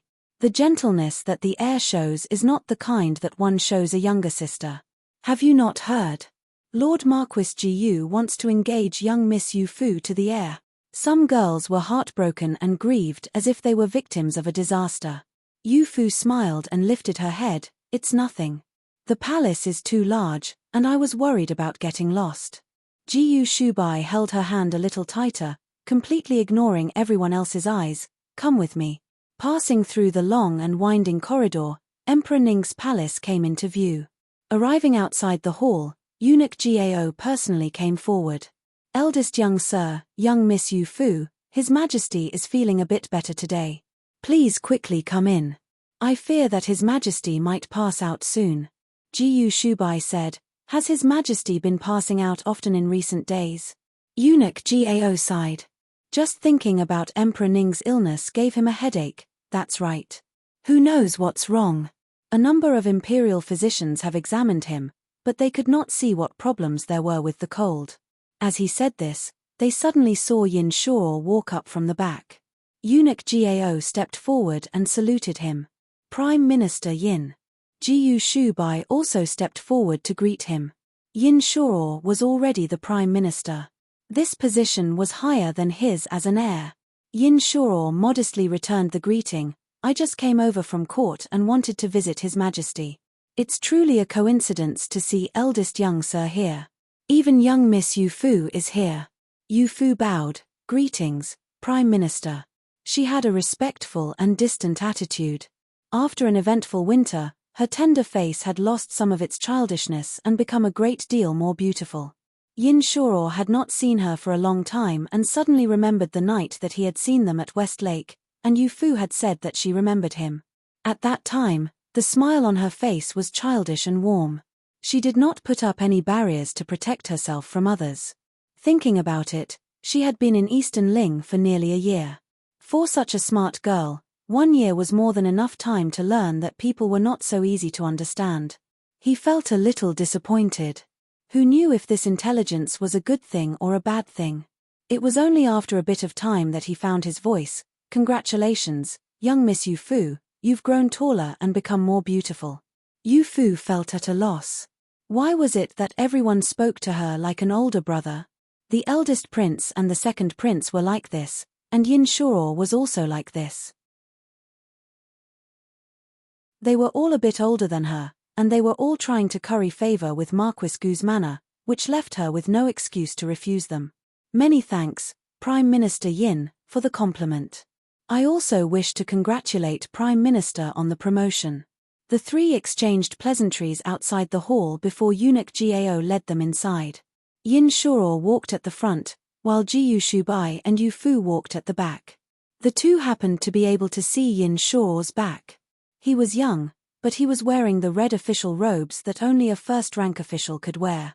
Adding in the official's hat, there was nothing that did not show off his nobility. This person in red robes wanted to kill eldest brother. Yu Fu thought about this.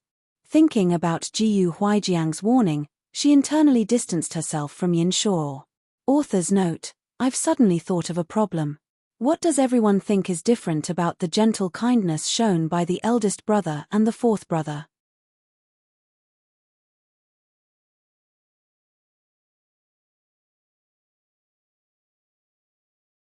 The two that he mentioned were Jiu Shubai and Yin Shuo. One civil official and one military official, one general and one prime minister, both were Eastern Ling's outstanding talents from the younger generation. All that was missing was a crown prince. Once the crown prince was appointed, the next generation of Eastern Ling would officially begin. Jiu Shubai and Yin Shuo politely smiled but did not look at each other. Yu Fu suddenly stood up from her seat. Your Majesty, I heard that the Linyan temple near West Lake is very effective, so I went and prayed for blessings and protection for Your Majesty and Head General. This is a talisman that the Master Abbot. I hope that Your Majesty will not mind. She was quite filial. Emperor Ning looked at her with approval, and eunuch Gao received the talisman from her. After determining that there was nothing wrong with it, he was about to put it away. Yu Fu said, "Master Abbot said that it only works if one sincerely believes it. The one who made the prayer will personally place it beneath your Majesty's pillow. It will be good for your Majesty's illness. I personally placed one below head general's pillow yesterday. Today, he said that he slept until the sun came up and is feeling much better. Is it that effective?" Emperor Ning already had a bit of faith in religion. Hearing Yu Fu say this, he gave eunuch Gao a look. Eunuch Gao handed the talisman back to Yu Fu. "Then I will trouble young Miss Yu Fu." Yu Fu carefully folded the talisman and walked toward Emperor Ning's bed. Yin Shuo's gaze focused on Yu Fu. From his angle, he could clearly see Yu Fu's actions. He saw her lift Emperor Ning's wrist from next to the pillow and gently move it to the side before lifting a corner of the pillow and placing the folded talisman beneath it. After that, she returned Emperor Ning's hand to where it was before. A look of approval appeared in eunuch Gao's eyes. Although she was young, she was very thorough and considerate. It was no wonder everyone in Marquis Gu's manor doted on her so much. Who knew if it was a psychological effect or something else, but after Yu Fu placed the talisman under his pillow, Emperor Ning's complexion immediately improved a great deal. He shifted his head around a bit, looking for a comfortable position. "Yu Fu, you really are considerate. In the past, Marquis Gu doted on you so much, yet we felt that he was obsessed. After hearing that he engaged you to Shubai, we finally found out what he was planning. But, he's the one who got lucky. A marriage to Immortals Valley, it's not something that the average person can hope for." Yin Shuo's expression momentarily became stiff. Thinking about how Yu Fu walked alongside Jiu Shubai in the palace and how the two intimately spent their days together in Marquis Gu's manor, he felt a discomfort in his heart. Yu Fu quietly walked back with a hint of embarrassment in her smile. "Yu Fu does not have any other abilities and can only do my best to learn to ensure that the people in the manor are not harmed by any poisons. You are too modest. We still remember the day that you played the zither.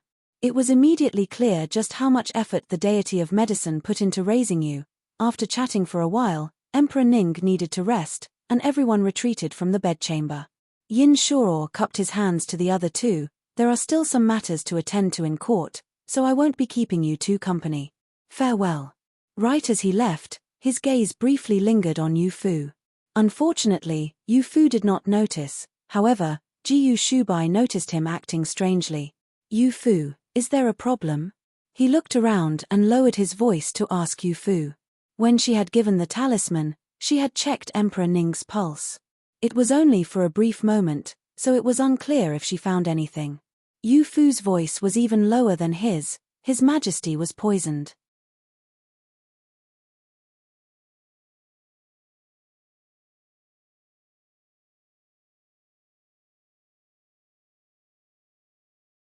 Jiu Shubai stepped forward to help tuck in the corners of his blanket.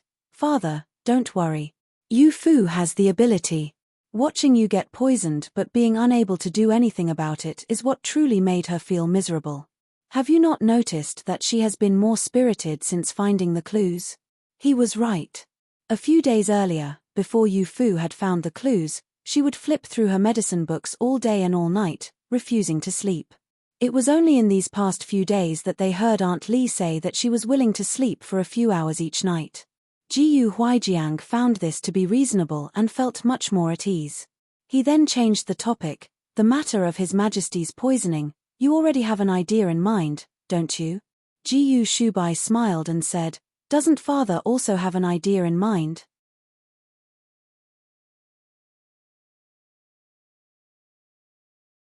In Qinghua Palace, Imperial Consort Xian had already used sickness to avoid going out for 2 days. On the second day, the eldest prince visited. He claimed to have come to pay respects to his imperial consort mother. However, Imperial Consort Xian wanted to refuse, as she did not really want to see him. But just keeping him outside the palace was not any way to act. "Mu Jin, go and bring the eldest prince in." The eldest prince entered the hall and saw that all of the servants aside from Mu Jin had already been dismissed. Through a thin gauze curtain, he could vaguely see Imperial Consort Xian lying in bed with a pitch-black headcloth wrapped around her head. Just as he was about to walk in to speak, Mu Jin brought in a chair and set it outside of the curtain. The eldest prince's heart chilled and understood Imperial Consort Xian's thoughts. She was afraid. Son pays respects to Imperial Consort Mother. I heard that Imperial Consort Mother has not been feeling well, so Son specially came to visit. To let Imperial Consort Mother work so hard for such a long time is a result of Son's negligence. The eldest prince's attitude was sincere, and he did not bring up anything that would shock her. Imperial Consort Xian's expression faintly improved. She quietly said, "Taking care of His Majesty is the responsibility of the consorts and concubines. It can't be considered hard work. Imperial son working hard in court to share your father Emperor's burdens is the same. It can't be considered negligence." The eldest prince looked up then quickly looked back down. Supporting Father Emperor is something that a prince should do. Since Imperial Consort Mother has fallen ill and cannot take care of Father Emperor, it will fall to Son to take your place. Whoosh! Imperial Consort Xian forcefully pulled the curtain open. She leaned forward, her complexion ashen, and there were tear marks in her eyes. "Are you trying to force your Imperial Consort Mother to do this?" Thunk! The eldest prince dropped to his knees and advanced toward her on his knees. "Imperial Consort Mother, it's you who is forcing Son to do this. Didn't we already agree before this? How could you abandon your task halfway? If you don't continue, not only will our previous efforts be wasted, but once Ning Chengji is appointed as crown prince, there will be nothing but death left for the two of us. Since you won't do it, Son has no choice but to continue for you." Imperial Consort Xian stood up from the bed and casually put on some slippers to help the eldest prince up. "What are you doing? Stand up first. How could Imperial Consort Mother force you to do such a dangerous task? You are Imperial Consort Mother's last hope. Rather than allow you to do it, it would be better to just leave it to me." But Imperial Consort Mother has been truly terrified these past few days. Have you not noticed that your Father Emperor's condition has started improving? The eldest prince loudly cut her off. "That's because Imperial Consort Mother hasn't continued giving him the drug that Father Emperor's condition has not deteriorated as we planned." He suddenly realized something and glanced toward the entrance of the hall. Fortunately, Imperial Consort Xian had already arranged for the gates to be shut. Imperial Consort Xian's face had turned pale from fear. Looking carefully, her hands were shaking, and the eldest prince hastily grabbed her hands. "Imperial Consort Mother, Son isn't blaming you. Son is just too impatient. Imperial Consort Mother, please endure a little longer. As long as you continue with the poisoning, we will quickly be able to succeed. Haven't you always wanted to be the Empress?" The word Empress stirred Imperial Consort Xian's interest. She had spent all of these years compromising and being cautious, yet Emperor Ning was unwilling to even give her the title of noble Imperial Consort. Being the Empress was her dream. It was an unattainable dream. The eldest prince saw the look of longing in her eyes. He continued and used an enticing tone. "Imperial Consort Xian, once Son defeats Ning Chengji and becomes the Emperor, you would be the most venerated Empress Dowager. When that time comes, Son's Empress will need to respectfully support you. Is that not nice?" Imperial Consort Xian took a deep breath and reached up to brush away her fringe, trying to look a little more dignified. The eldest prince knew that the ambitious Imperial Consort Xian had returned once more. Imperial Consort Xian said, "All right, then we'll do it as you planned. I will return to taking care of His Majesty tomorrow. But His Majesty's condition has been improving in the past few days, and I keep feeling that it's not just because I stopped poisoning him. I heard that Yu Fu from Marquis Gu's manor came into the palace and gave His Majesty a talisman. Could that be related to it?" Marquis Gu's manor. The eldest prince squinted his eyes. Thinking of how Yu Fu was an immortal practitioner of poison from Immortal's Valley, a rush of fear filled his heart. It then quickly dissipated. He comforted Imperial Consort Xian. "Imperial Consort Mother, when have you ever believed in religion? Although Yu Fu is an immortal practitioner of poison, Father Emperor's imperial physicians are always present. She doesn't have any chance to check Father Emperor's situation, nor can she find the existence of the poison. I believe it's Father believing in the power of the talisman. It's probably some psychological effect that is the cause of this improvement. Imperial Consort Xian nodded. You're right. I heard that His Majesty has been talking about how Yu Fu is filial and obedient. Her sincere feelings must have made His Majesty feel a little better. Even if Yu Fu is filial, it would only affect Marquis Gu's manner. How could it have any effect on His Majesty? Mother and son chatted for a little while longer, and the two felt at peace. Since they already decided to take action, there was no room to retreat. The eldest prince thought of the second prince's delighted expression over the past few days, and a feeling of displeasure filled his heart. Was someone of Ning Chengji's temperament worthy of competing with him?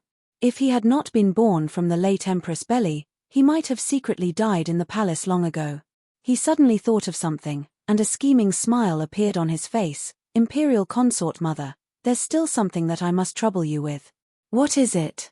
Have some people go to the Western Palace to spread some rumors. You must ensure that Danyang hears them. Just say that once His Majesty passes away, and the Eastern Palace remains unoccupied, the court will become a chaotic mess from the fight for the throne. Imperial Consort Xian was extremely shocked. Are you crazy? Isn't this reminding Ning Chengji to quickly go and ask His Majesty to appoint a crown prince?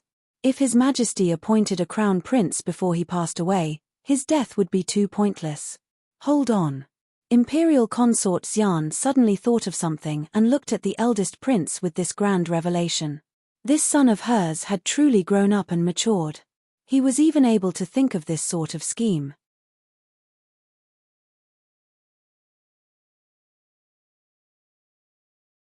Your Majesty, the second prince and Princess Danyang have come to visit you. Emperor Ning was in a good state today. Half laying in bed, he was reading through the reports from the past few days. He was also commenting on just about everything. Eunuch Gao brought in a new cup of hot tea and reported to Emperor Ning. Oh, those siblings came together. We are feeling quite well today.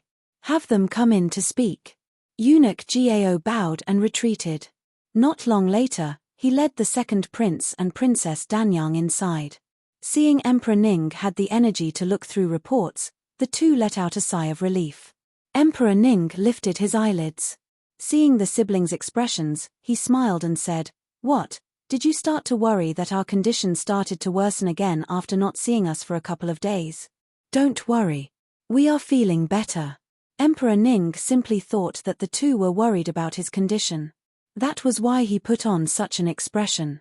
As for whether or not they were worried about Emperor Ning's condition, they could be considered as being worried, but it was not exactly the same as what Emperor Ning was thinking. A eunuch came out with some chairs, and the second prince and Princess Danyang sat down next to the bed to speak. It's good that Father Emperor's condition is improving. It seems that the imperial physicians were finally able to show some results for all of their studying. That's good. Son can feel at ease. He was at ease because the position of crown prince would not end up remaining unoccupied. Princess Danyang glanced at the second prince. That's right. Father Emperor has been sick for a long time, and second brother has been worried this entire time. Father Emperor must quickly recover. Daughter is still waiting to go and see the peonies with you. Spring would be returning soon, and the flowers in the imperial garden would begin to bloom. Emperor Ning cheerfully looked at Princess Danyang. Very well, we hope that we will have fully recovered by then. But we feel that the improvements have not been related to the imperial physicians. The credit should go to Yu Fu. Yu Fu. The second prince and Princess Danyang were a little shocked. How could it be related to Yu Fu? Emperor Ning pulled out the talisman from beneath his pillow. This was given to us by Yu Fu when she came into the palace 2 days ago. She said that it's a talisman from Lingyan Temple, and she personally helped place it below our pillow. We feel very at ease sleeping with this. Just as he said this, he started violently coughing, and Eunuch Gao hastily stepped forward to pat him on the back. The younger eunuch was keen-eyed and brought over a basin. Emperor Ning's face was bright red from coughing. After rinsing his mouth, he spat it into the basin. Suddenly, Something blood-red appeared before the second prince's eyes. He was coughing up blood. This was horrible. It was no wonder word of His Majesty passing away even reached Danyang's side. It turned out his illness was already this severe. The second prince immediately gave Princess Danyang a look. Emperor Ning slowly got up and weakly smiled. Look, extreme joy begets sorrow is an idiom that perfectly describes us. It seems that these sorts of delightful words cannot be said. If they're said, some sort of scolding is sure to come. Princess Danyang stood up and said, Father Emperor, the spring flowers in the imperial garden have not yet bloomed, but a few days ago, I saw that the winter jasmines have already bloomed. Father's bedchamber is filled with the smell of medicine. How about I pick some winter jasmines and have them placed in this room? What does Father Emperor think? Emperor Ning had always doted on his only daughter. Naturally, anything that she said would be good, thus he said, All right, you go ahead. Don't stay too long. We will be waiting until you get back to tell you a joke. Yes, daughter will definitely go quickly and return quickly. Eunuch Gao, bring a couple palace servants and come with me. I am worried that I won't be able to carry all of the flowers. Eunuch Gao bowed and complied, while Princess Danyang turned and secretly gave the second prince a look. After they left, only Emperor Ning and the second prince remained inside the bedchamber. Father and son came closer and chatted for a while. They quickly returned with the winter jasmines that bloomed the best. Just as they were about to be placed in a vase, they heard the sound of a cup being smashed. Eunuch Gao was startled and subconsciously took a few steps back. Emperor Ning's ferocious voice came from inside, Impudent. We still have not died, yet you're already coveting the position of crown prince. Just what sort of intentions do you have in mind? Princess Danyang's complexion immediately turned pale. These words could not be cursing out anyone other than the second prince. Sure enough, the second prince's voice immediately followed, Father Emperor, son does not dare. Son would never dare. Son is just worried about, he could no longer continue to try and defend himself. It was only now that the second prince realized that he had fallen for someone's trap. Someone had deliberately spread rumors for Princess Danyang to hear. They used Princess Danyang to pass this on to him and have him quickly ask Emperor Ning to appoint him as crown prince. However, Emperor Ning never heard these rumors. As he saw it, it was the second prince who had run out of patience and could not wait for him to die and become the emperor. No matter how gentle a ruler, nor loving a father emperor, as long as his rule was threatened, it was inevitable that they would become furious.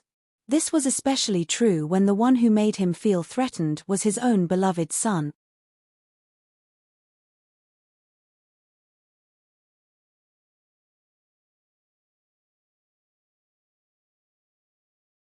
Imperial consort Xian was the first to arrive. After having been pushed along by the eldest prince, she once again put on all of her makeup and intended to return to Emperor Ning's side to take care of him. Hearing that the second prince and Princess Danyang have gone over, she decided to go and sit in the imperial garden for a while, as she did not get along with them for a variety of reasons. She wanted to wait for the two of them to leave before going to take care of Emperor Ning, who knew that she would wait until she heard word of Emperor Ning coughing up blood. The second prince and Princess Danyang kneeled next to Emperor Ning's bed with looks of panic on their faces. Beads of sweat dripped from their brows.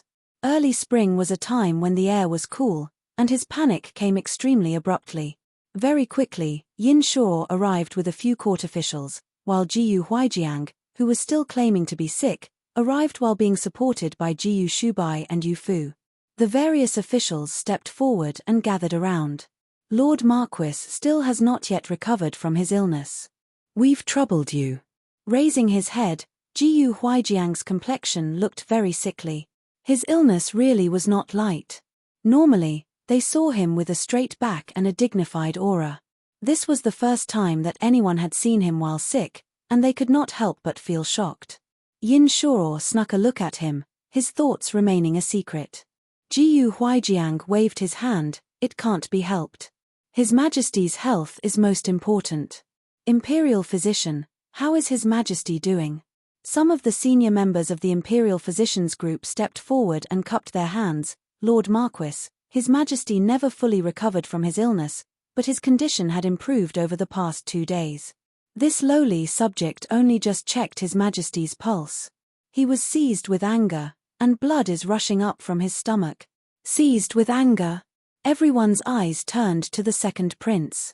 When this happened to Emperor Ning, he was the only one present in the room. How could he have made Emperor Ning angry? The second prince stood up from the ground. Gnashing his teeth, he looked around at everyone but did not speak. He had fallen for someone's schemes and made Emperor Ning suspicious of him. To say anything else now would be pointless. He could only hope that he could slowly explain himself to Emperor Ning. What happened to Father Emperor? The eldest prince rushed in from outside the hall. He arrived a little later.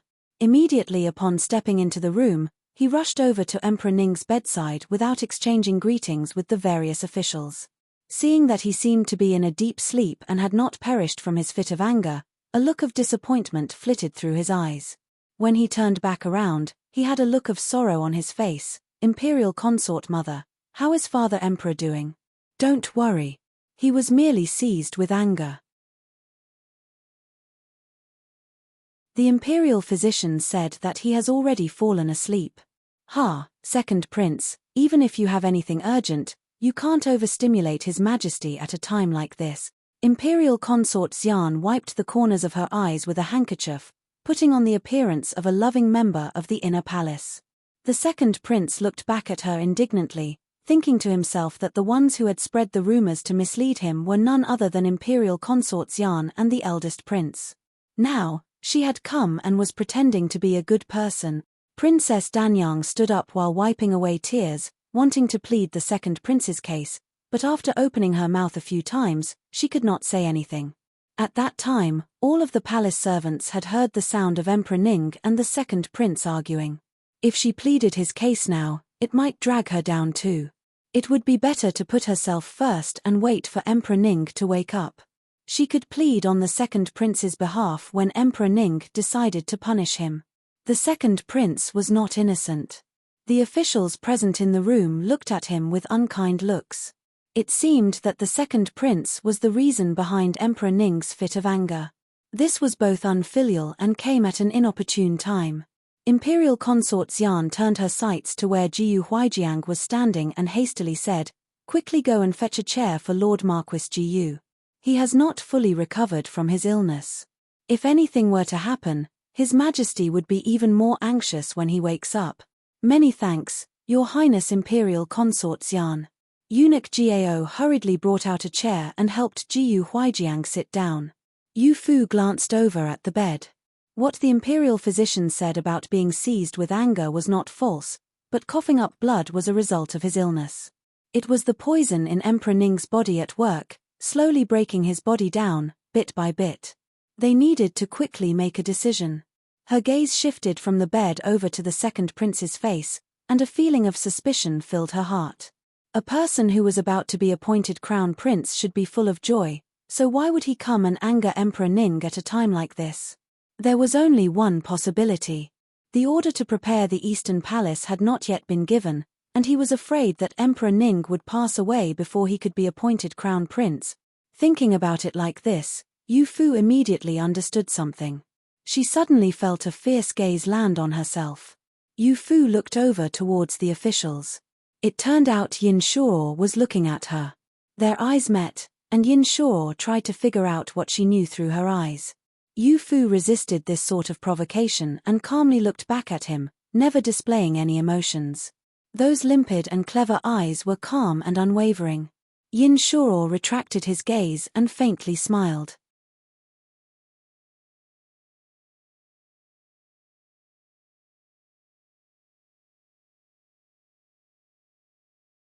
Jiyu Huijiang stayed in Emperor Ning's bedchamber for a long time, all the way until the sun was casting shadows from the west. Only then did he come out. Everyone came forward, wanting to ask what he and Emperor Ning talked about. Fortunately, Jiyu Shubai was keen-eyed and quick to act, stepping forward first to support Jiyu Huijiang. "My lords, His Majesty ordered us to leave. Naturally, he does not wish for us to know about the contents of their conversation." Our father still has not recovered from his illness, so we will be accompanying him back to the manor first. Farewell. In front of the officials, the prestige of the heir to Marquis Gu's manor did not lose out to Yin Shuo's. If he said that he would be leaving, he would leave without any hesitation. Everyone could only watch the three of them leave. After this, Imperial Consort Xian subconsciously walked toward the bedchamber. Eunuch Gao stopped her in her tracks. Your Highness Imperial Consort Xian, His Majesty said that he will not be seeing anyone tonight. He just wants to spend some quiet time. Would Your Highness and my lords please go back? This was the first time that Emperor Ning had stopped her from going in. Imperial Consort Xian's heart dropped, as she thought to herself that Emperor Ning should not have noticed anything, right? Thinking about it carefully, it could be that he only wanted some quiet time alone because the second prince had done something to infuriate him. The eldest prince gave her a look, and Imperial Consort Xian, as the highest-ranking member of the inner palace, stepped forward and said, "Since that's the case, would everyone please go back for now? Eunuch Gao, if anything happens here on His Majesty's side, you must immediately send someone to let us know." Eunuch Gao bowed in compliance. The second prince still felt a little unreconciled, only calming down after being held back by Princess Danyang. He had already made one mistake. If he went against Emperor Ning's wishes now and went inside to try and explain, that would just be another mistake. On the carriage ride back to the manor, Jiyu Huijiang leaned against the soft wall of the carriage with his eyes closed to get some rest. Yu Fu held his wrist and nodded to Jiyu Shubai. He was just weak. The trip into the palace was exhausting, but there was nothing else wrong. Jiyu Huijiang said, "Yu Fu, can His Majesty's health really last another 10 days? If not, no matter the cost, I must reveal the truth of his poisoning." Regardless of whose plot it was and regardless of who would resent Marquis Gu's manor, he could not just sit idly by while His Majesty was being poisoned. Jiyu Shubai furrowed his brow, knowing that Emperor Ning's poisoning had crossed a line for Jiyu Huijiang. This was something that he absolutely could not forgive. But right now, Marquis Gu's manor was also in the middle of dealing with its own problems. They could not afford to make any mistakes. They needed to wait. They needed to wait for a turning point. Yu Fu nodded with certainty. "Head General, don't worry. At least 10 days. The ointment that you applied on His Majesty's wrist will have the same effect of dealing with the poison affecting His Majesty as the talisman." Jiyu Huijiang spread his hand. His palm was wet. The black medicine had become colorless after being exposed to the air for such a long time. When Emperor Ning had woken up, he grabbed his wrist for the sake of secretly applying it on Emperor Ning's hand. "That's good." Jiyu Huijiang finally felt at ease, leaning against the wall to get some more rest. Jiyu Shubai quietly said, "Yu Fu, you said that the medicine to treat father's poison is almost ready. Is that true?" "Yuan, I performed many experiments, and the answer is about to reveal itself." "Eldest brother, don't worry. If this was not the case, I would not have allowed Head General to come out." Compared to Emperor Ning's poisoning, Jiyu Shubai was more worried about Jiyu Huijiang. After all, the poison affecting Emperor Ning could be treated by Yu Fu at any time. Hearing her say this, he felt at ease. "Eldest brother, I observed Yin Shuo for you. I feel that he has nothing to do with this. When the previous Prime Minister was here, I never heard anything about the Prime Minister's manor taking either prince's side. Isn't that right?"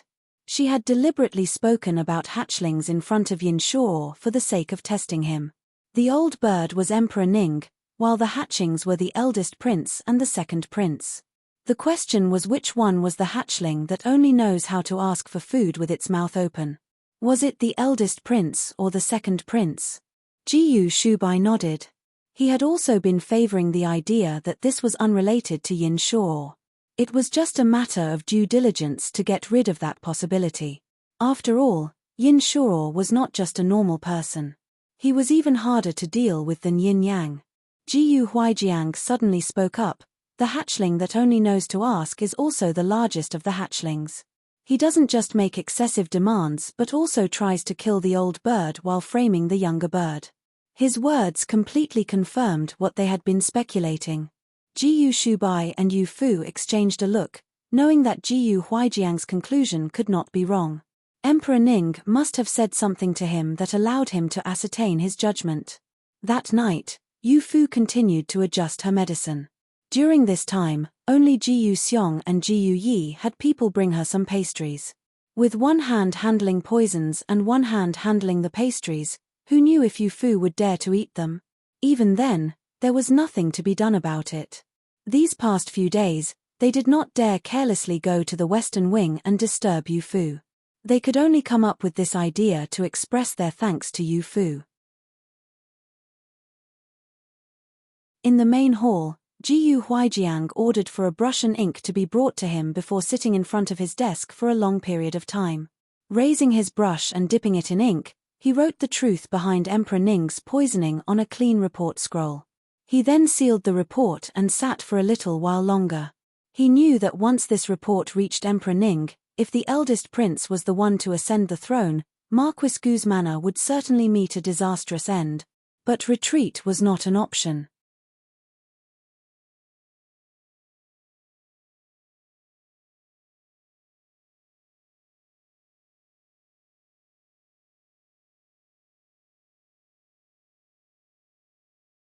This tone. Author's note, Tian Shu, of all the numbers that exist, why did you have to make me her second senior disciple? You're tuning in to the Dreamy Chapters YouTube channel. We're so grateful for your support, and don't forget to subscribe to join us on this incredible journey through captivating stories. Your generosity through donations truly makes a world of difference, as it's the primary source of revenue that allows me to expand and enhance this channel for you. Thank you from the bottom of my heart for being a part of this adventure.